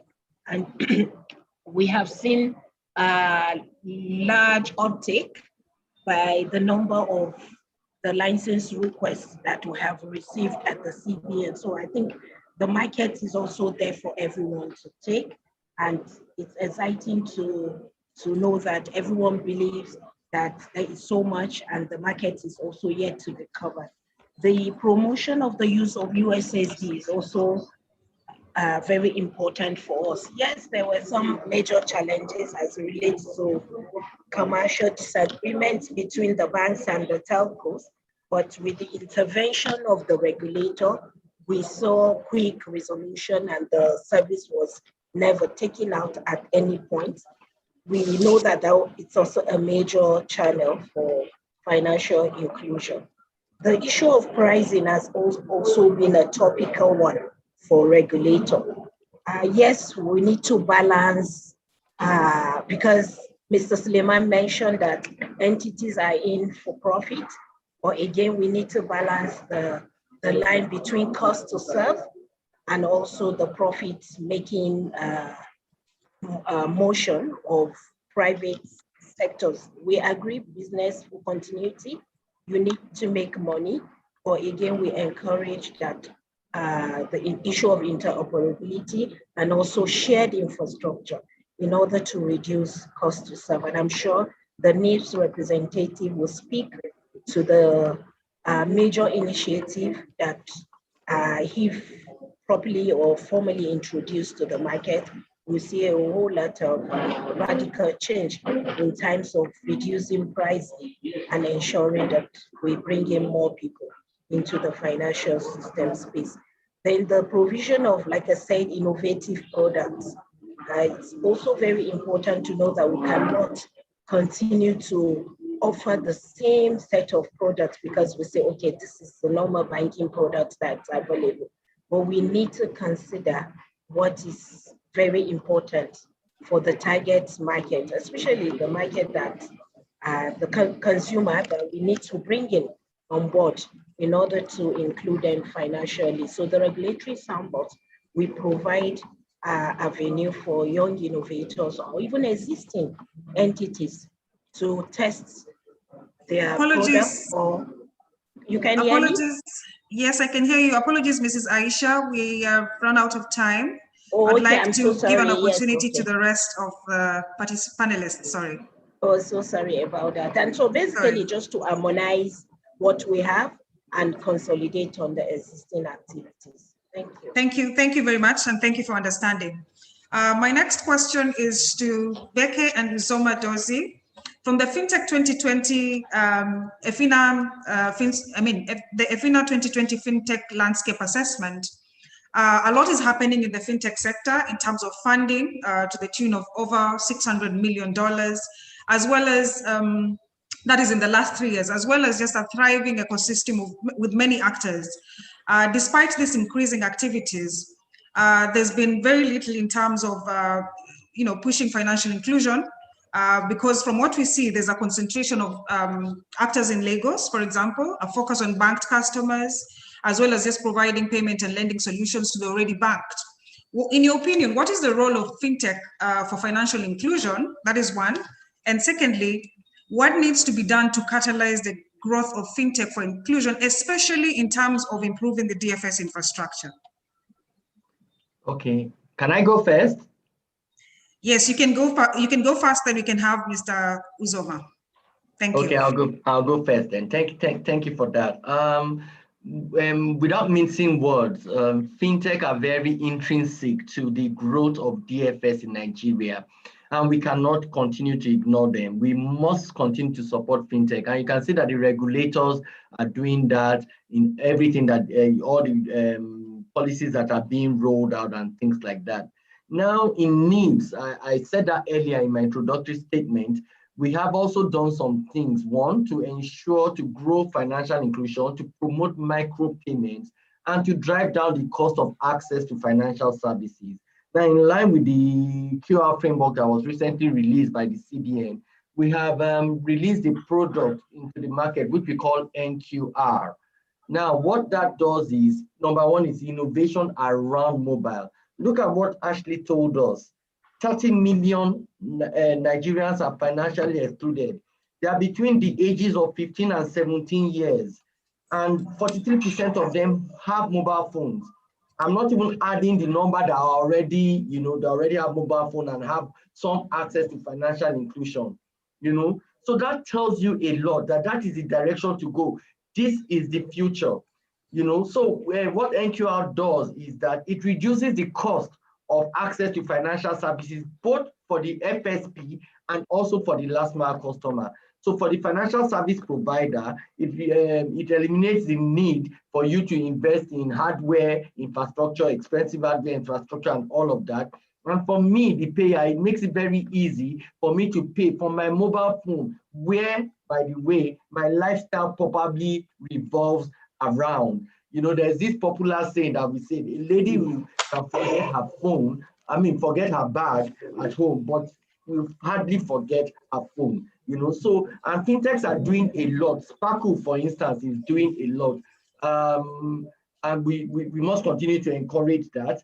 There's something else we must do, which I think I should speak to. In developing our products, we must begin to look at the script of the customer, not at our script.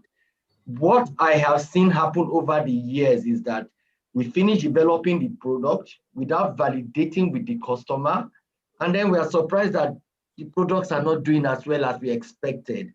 So it should be the other way around. For me, that's putting the cart before the horse. Validate, customer expectation. What does the customer really want? Then develop according to the script of the customer, and then push out this product. Again, I think Dr. Paul spoke to that also. How simple is it for our products to use? Are they dependable? Are they reliable? Do they stand the test of time? Because if I struggle the first time, chances are I will probably not use it anymore, And then we thank God also for MFBs. You call them MFBs, I call a number of them fintechs. If you know what Sparkle is doing, I'll allow my boss, Uzoma, to speak to it more. You see that they've innovated a lot around mobile. And I won't call them an MFB anymore. I'll call them a fintech. And all we can do, all of us, the entire ecosystem, is to support them. But again, we must begin to focus on where the need really is. And while we can continue to play in Lagos, the need is in the Northwest. Ashley just told us that, financial inclusion is dropping. So what do we need to do there? We all need to mobilize and deploy to the Northwest, not leaving out the Northeast and the North Central. That 30 million, how do we get them into the net? How do we provide affordable services to them? We've also simplified BVN enrollment. Now you can do it on your mobile phone. Agents, SANEF agents can do it on their mobile phone. We released the Android BVN enrollment SDK. That also speaks to reducing costs of having to buy a laptop and peripherals that go with it. I do not want to monopolize the floor. Let me just stop here and let Uzoma speak more to this. Thank you very much. Thank you. Thank you. Thank you for making my remark very much simpler. But to your question about why fintechs are gravitated around places like Lagos, it's the first obvious point is infrastructure. Lagos, infrastructure in terms of digital infrastructure, internet availability. The second one is income levels as well, because first of all, you need a device. So devices are required for a smartphone for you to access to really leverage digital, and then also the awareness and education. The education levels in the urban areas are much higher than in other parts like the Northwest. So clearly it is not just fintech, it's also all the different stakeholders partnering together to create an enabling environment for fintechs to actually reach out to other parts of Nigeria. If there was digital infrastructure in urban and rural areas in Nigeria, I can assure you fintech will be delivering services there. Second one is fintech need to actually partner with traditional infrastructure. And so traditional infrastructure is banks and also agencies like, platforms like SANEF as well, because we're trying to move people from a traditional way of banking, of doing their financial activities to a much better one. And so there needs to be a transition, and that's why there clearly has to be, fintech can't do it by themselves, neither could traditional institutions. So you need the marriage. And the third part is also using existing infrastructure like small businesses. Small businesses already, there are a lot of small businesses that are actually playing a role in inclusion because they employ people. So you have a mass affluent who's driving a business, and as you can see from the report, a lot of people want to start a business. And so if you can actually drive, that education, that awareness, and that resource allocation to those segments and make them sustainable, then from your report, 49 million businesses are employing 33 million people. That's just under 1% per business. Imagine if they can employ, if those 49 million businesses can employ one more person, that means that will double employment. That means that would be a business now actually bringing another individual into the financial inclusion net. And so there's no silver bullet, but it's definitely all stakeholders playing together to achieve a bigger role, to increase the market in which that we play. And that will be my feedback on that. Thank you very much, Uzoma. If you may, I'd like you to maybe just elaborate. When you say enabling environment for fintech, what exactly, assuming you had the opportunity to do the ask, what is your ask in terms of the enabling environment? My enabling environment would be really and truly, make device and make, first of all, identity is very, very key. So I really, I think things like the National Identity Program should actually, be aggressively followed, because once you know who is in your ecosystem, then the need for documentation does not arise. Because, for example, if I'm a criminal, the last place I'm going to go to is to my house. But every time you do a transaction, I can actually pinpoint where you are. So that is one. So inclusion is very, very, very clear. And then you also need to change some legislation, because we have legislation that does not allow us to use leverage on digital. So those are my two asks. And the third one is, make digital infrastructure available across Nigeria so that we don't even have to rely on USSD, because USSD has a limitation because financial inclusion is also requires education, and you get better education from a smartphone than a dumb phone. Thank you. All right, Jacqueline, thanks. No, I'm not cutting you off, just to put you on alert. We still have two other presentations coming up. I don't know why Becky is laughing. He knows that this is what I do. So Jacqueline, we just have to wrap up this session right about now, but go ahead. I'm going to let you come to a conclusion. Thanks.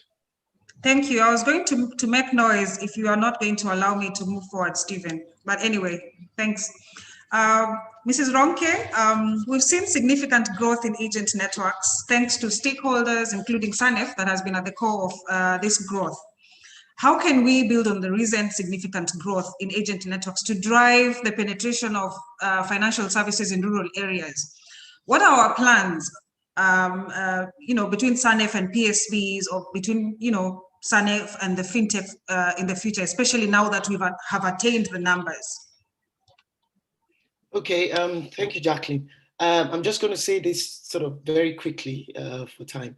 As you well know, it's been mentioned severally that we met our target collectively. And when I say we, what I mean is SANEF and our partners. Our partners are the super agents, the mobile money operators, banks, CBN, and all our other stakeholders. So far, and our agents, importantly as well.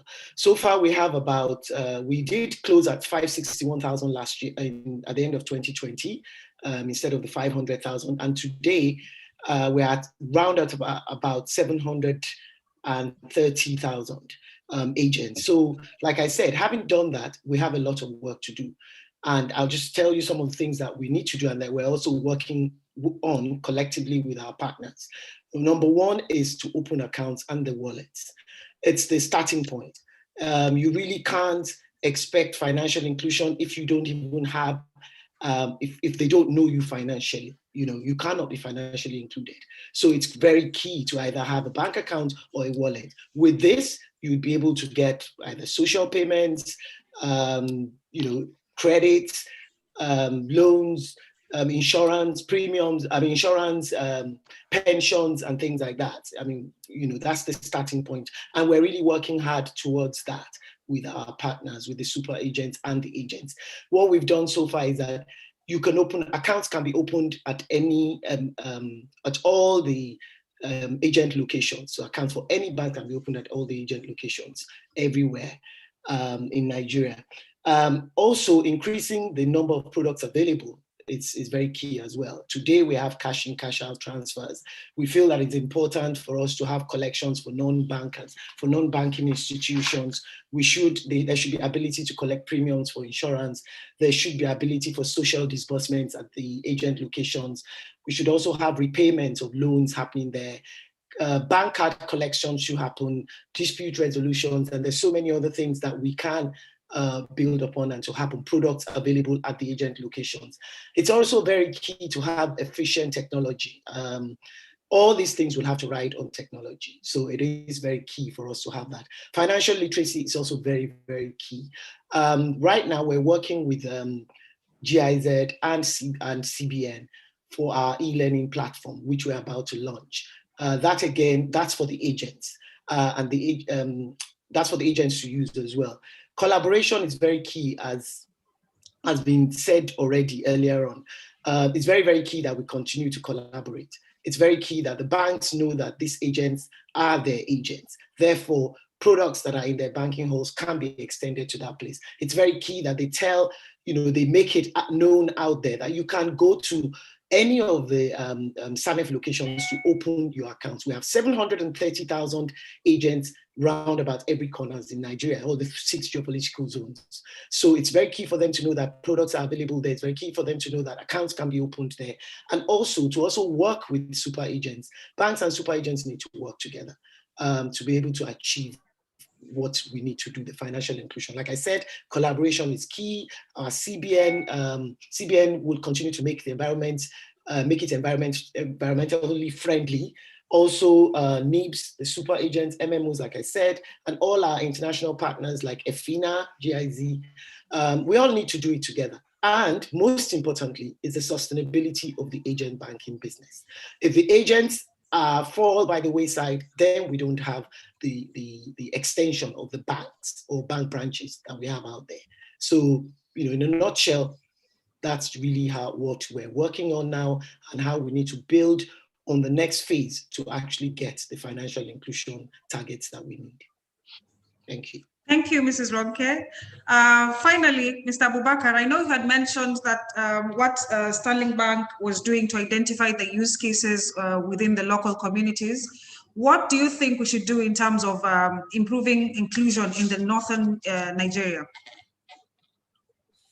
Thank you very much. I think it's clear to everyone that the more rural the community is, the less excluded. So that much is clear. So, and what we need to start to ask ourselves is some of the infrastructure that exists in the urban areas, how do we begin to extend those infrastructure to the rural areas? That is one thing that we may not be able to do as financial institutions, but I think our partners should begin to think about that carefully. And this could be basic things like getting more power into locations, right? Just basic small community power projects that can, put the community, that can light off-grid communities. The second thing that comes to mind, and this is really important, is for us to think about how we educate people in the rural areas. And this is not just about the children out of school. This is actually about the parents themselves, the adult who needs to be financially included. I think that the idea of focusing all our effort at education on the children who are absolutely very critical for our future. I'm forgetting that there are people today who are no longer of school age, but actually still urgently required to be educated in the basic, just the reading and writing. I think that's become even more important not just because that would help us with the economic and financial inclusion, but it is because that is also the shortcut to ensure that the children themselves are educated. A mother who can read and write is far more likely to put in that extra effort to make sure that the children are educated. So I think that when it comes to the northern part of the country, and when it specifically comes to women, let us begin to think about how we put basic infrastructure that brings them into what we'll call the modern society. There's just access to a little bit of power. Obviously, those who do not have access to mobile phone, let's just think about how we start to make this available to them on a communal level and eventually as individuals. And then let us think about how we start to provide access to basic form of education so that they start to understand basic stuff and obviously start to use the technology available. That said, I still think that we need to be careful not to conflate the demand side issues with the supply side issues. A lot of us here are equipped to deal with the supply side issues, what we can do to get agents into communities or to make banking services available. But there are real issues that are on the demand side that may actually be outside our control or what we can help with, but we cannot do it alone. And we need to solve those demand side issues. We need to give people a reason to actually be interested in getting on board. And that then goes into the realm of incentives. What are the incentives today that we can put in place so that people who are financially included are clearly better off than those who are excluded, thereby giving people the motivation to make the extra effort to become included? I believe that about half of those that are financially excluded today, with the right incentives, can actually self-include, that they are not so far from the infrastructure for financial inclusion that they couldn't make the extra effort to become included. For instance, all of those who are who we just onboarded onto the NIN are people who without motivation would never have gotten onto the NIN. We need to find those kind of incentive and motivation so that a lot of people will come on board. And lastly, and I think this is what Uzoma has spoken about, this is what Becky has spoken about, we need to continue to reduce the obstacle to serve. Right? The price to serve is a function of the obstacle to serve. And I don't think that regulators should be so focused on price regulation. They should be more focused on removing obstacle to serve. I can tell everyone for free that if we had regulated the price of SIM cards 20 years ago to 500 Naira, we would never have had the investment that came into the telecom that then ensured that we can give our SIM cards for free. So sometimes focusing on the price is focusing on the wrong thing. As you remove the incentives and you increase the reward, there will be a lot more investment, and eventually we'll achieve the price regime that is fair for the product. So yes, we do have work to do. It is across board. There are general issues around the market, but specific to the North, I think we should all put our effort, even if sort of declare a year where we focus on women in rural areas in the most excluded regions and see the impact that that can deliver. Thank you, Mr. Abubakar. Thank you, ladies and gentlemen, for this fantastic session. There's more that we can talk about, but unfortunately, we have to stop here. Thank you, thank you, thank you. I'd just like to give a parting shot in very simple sentences, just reminding us what we have spoken about in this session.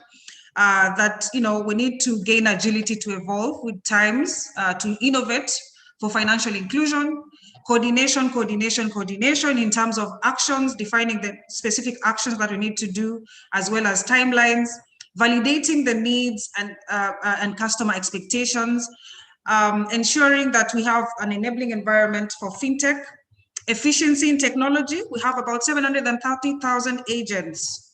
What should we do with these agents? There's lots of work to do. Education in the North, also critical. And then lastly, as identified by Mr. Abubakar, the need to identify the obstacles to serve. Very quickly, I think I've just summarized what we have all spoken about. Once again, we'd like to express thank you to our panelists, and I'll end the session by handing it over to Mr. Stephen. Thank you.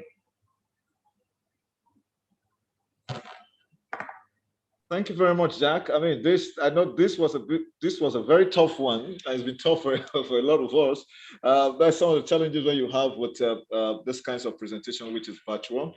I want to say a big thank you to your panelists as well. But without taking too much of our time, I'm going to be introducing Dr. Isaka Olarewaju, the former Director, National Bureau of Statistics, to make his presentation. Because he is obviously going to have to help us understand exactly what the learned lessons were. Over to you, Dr. Olarewaju. Thank you very much. Sorry for presenting this one at the rear end rather than at the beginning. I think I'm being heard now.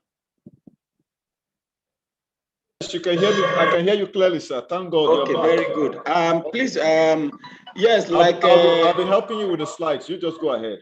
Okay, so we can just move in quickly to the next slide, as it is a sample design and data collection presentation.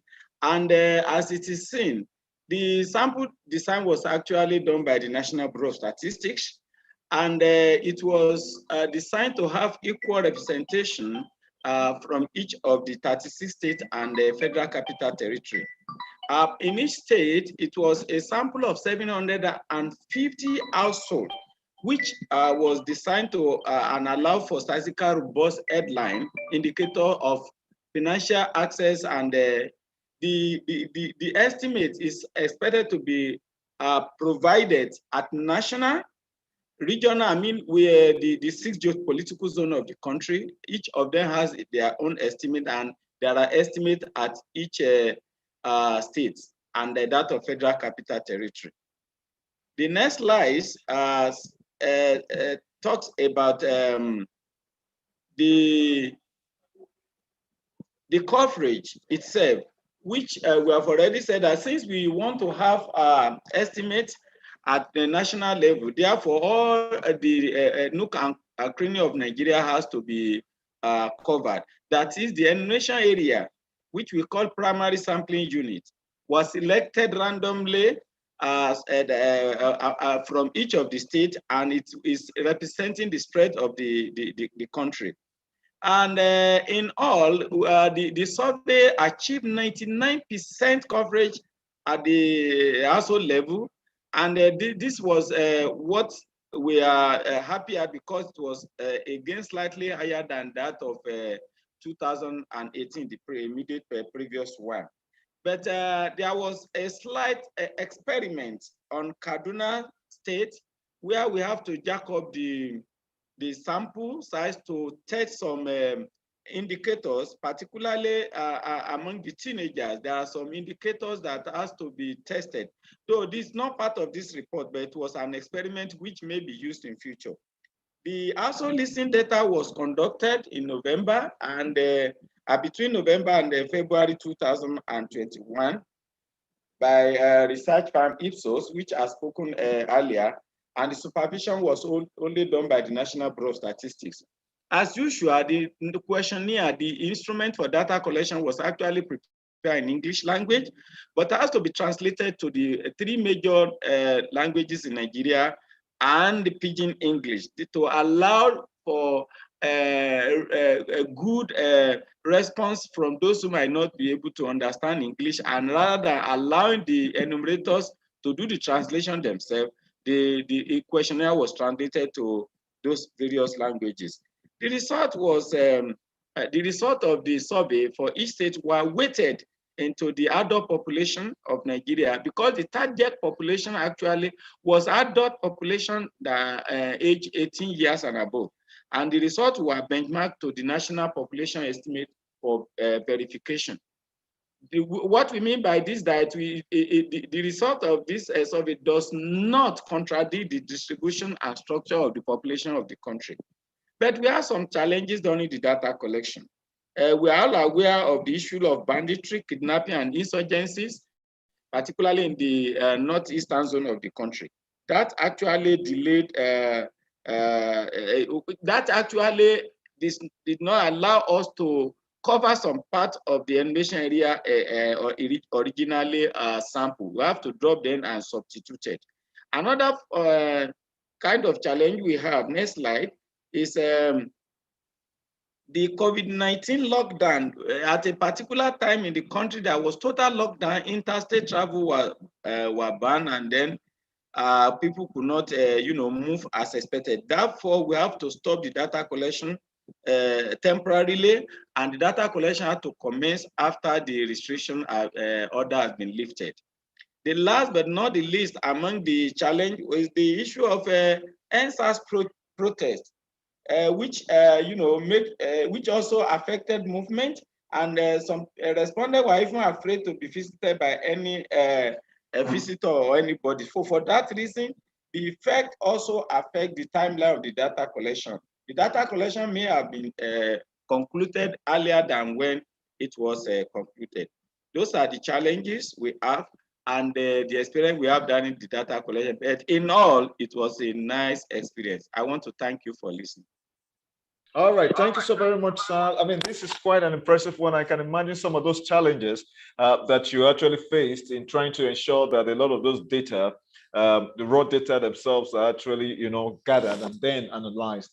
We're glad that you were able to have this presentation. Our next speaker is the Commissioner for Insurance, National Insurance Commission, NICOM, and that's in the person of Mr. Thomas Olurundare Sunday. Olorundare Sunday, pardon me, is the one who apparently we've looked at the aspect of one of the questions with regards to how much of the insurance story and index is one that we are talking about. Is this something that we obviously have to be so much excited about that we know it's been done? Because at this A2F 2020 survey report, we've obviously realized that some of these things have to come to stay. And so we'd like to hear, especially from your own angle, in terms of being the second keynote address that you're giving to us, Honorable Commissioner for Insurance. Over to you, sir. Yeah, thank you so much, Ashley and the entire team. So grateful. A lot has been done. I must acknowledge the leadership of the central bank with respect to financial inclusion issues. To a large extent, EFINA has been a driving force towards getting the relevant conducive environment, providing through their survey, providing the relevant information by way of data, which has remained very helpful, and of course also through quite challenging in terms of targets and the rest of them. From the insurance perspective, and also from the regulatory perspective, I think we are more concerned about the supply side than the demand side. The supply side in the sense that as the regulator, we try to create that enabling environment. Before now, you remember that a guideline was issued to ensure that the supply side, and by this I mean the operators, have a working arrangement where they can provide what is needed for the populace. We have improved on that. Hitherto, we only work with standalone microinsurance companies. But sometimes early this year, we thought it necessary to open the windows so that the conventional can as well also transact the micro, so that to be all inclusive. Of course, they have the culture and they have the platform within which to do this. So they are encouraged to do that. We are on them, trying to persuade them, and so that they can see the business side of microinsurance.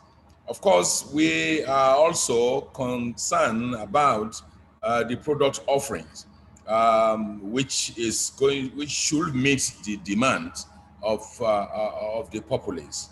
The products are coming. Of course, we've had a lot of assistance also from EFINA in helping the underwriters to develop appropriate products that will meet the demands and the needs of the populace. The market is there. It's just for us as operators to assess this market, and for us as regulators, create that enabling environment that will allow the operators to be able to provide the needed support. Of course, the payment system, there has been a lot of improvement over time with respect to the payment system. And of course, I listened to Ronke when she was discussing about the various platforms for harnessing reaching out to the populace. And I think a lot has to be done in the insurance sector so that payment for this, for the services rendered, can be harnessed as quickly and with minimum fraud. Of course, the issue of technology is very critical, and a guideline to that effect has been issued to our operators as to how to deploy technology in spreading their products across the potential clients. That's also we are doing. There is so much to be done. If you look at our level of penetration, which is far below the potential, what it's telling us is that the market is wide there, and that we have to stop at nothing to be able to reach the unreached. It is critical. The partnership that we have enjoyed from the different persons is key, and all these initiatives by the different institutions, we definitely need the back end of insurance to be able to support for sustainability of those initiatives. I want to thank you for the opportunity given us to participate in this program. Access to insurance is critical to deepening the market, and that we are determined to support as much as possible. Thank you very much. All right, thank you so very much, sir. It's a good one for us to hear from you, because it's important that you've actually highlighted the fact that the challenge here is in the supply, not necessarily on the demand. And I know that NICOM is doing so much in terms of initiatives and policies, and we're glad that you are here to actually give the second keynote address at this A2F 2020, which is Finance Access to Financial Services in Nigeria 2020 Survey Report as the cases. I want to say a big thank you, sir. And then we hope in the future we can also have your presence as always. And this is a relationship that cuts across all of these sectors, because insurance is one of those products or services that needs to be on a very, very geometric adoption, so that we can have more people insured in the country. Thank you very much, Honorable Commissioner, and we look forward to seeing you again. Thank you very much. All right, ladies and gentlemen, the time is fast spent. Apparently, I know these things happen because of one or two challenges here and there, and that's because we are live. When you have life, you always have challenges. It's how you're able to overcome them that matters.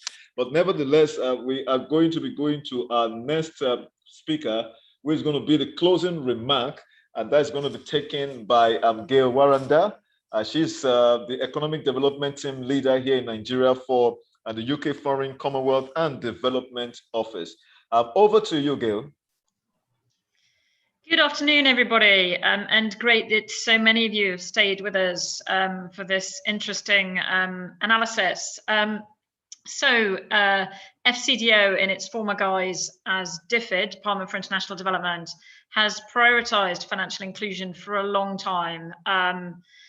And we still think it's important. We committed at the 2015 Addis Ababa conference, along with 192 other countries, to targets that we'd all work for on financial inclusion. And what we've heard today is that Nigeria's missing its targets, but most importantly, what we've also heard is that there's a way to still get there. And I think that's what's so interesting about this report, which is we've not only got some very rich data for not just policy advisors, but also fintechs and banks to analyze and take time over and use, but we've also got some suggestions on a way forward. And that's what I want to pick up on briefly in these closing remarks. I think it's really important that we're revved up and energized to push this and to use our advocacy and our enthusiasm for the sector to take this forward. And I wanted to pick up on a couple of things from the panel session, which is somebody asked, should we reduce our work on financial inclusion because the problems in Nigeria are so deep and inherent related to poverty? And actually, we asking almost kind of for the impossible. I think it was a brilliant question. Are we asking for financial inclusion from people who are just too poor? And I see here a really important aspect, which is the way we look at financial inclusion, and I think the way we all should look at financial inclusion, is not as a piece of work on its own, but as a root and an interrelationship with a lot of the Sustainable Development Goals. So, for example, when we're talking about the conflict in the Northeast and working with internally displaced persons, there's a wonderful way of rolling out more mobile money and digital cash transfers in a way which makes the work with those IDPs more efficient and of building markets around money and cash. Similarly, in our work on agriculture, it's absolutely essential that the farmers that are shown in the report to have very limited financial access are able to buy their fertilizer without having to leave their farm. They can actually make their payment remotely. We've got some great fintechs working in the agri space, and they're important. But I also see, as part of the Vice President's Economic Sustainability Plan, great synergies with pay-as-you-go for energy access, and also the power sector recovery plan. The use of smart meters really needs pay-as-you-go mechanisms. Irrigation for agriculture on a pay-go mechanism. The more inventions we see, the more important financial inclusion is. And it's financial inclusion for these purposes. That's what I'm interested in. It's there as a means to lift people out of poverty, not as a means in and of itself. And I think it's really important to find those synergies. So I think I want to sort of emphasize that. And then finally, because I know you're probably all keen to move on to your other things, but I wanted to close on, if there is a silver bullet, if there is a game changer here, it is mobile money. Mobile money doesn't need the internet. It doesn't need a smartphone. It just needs a phone.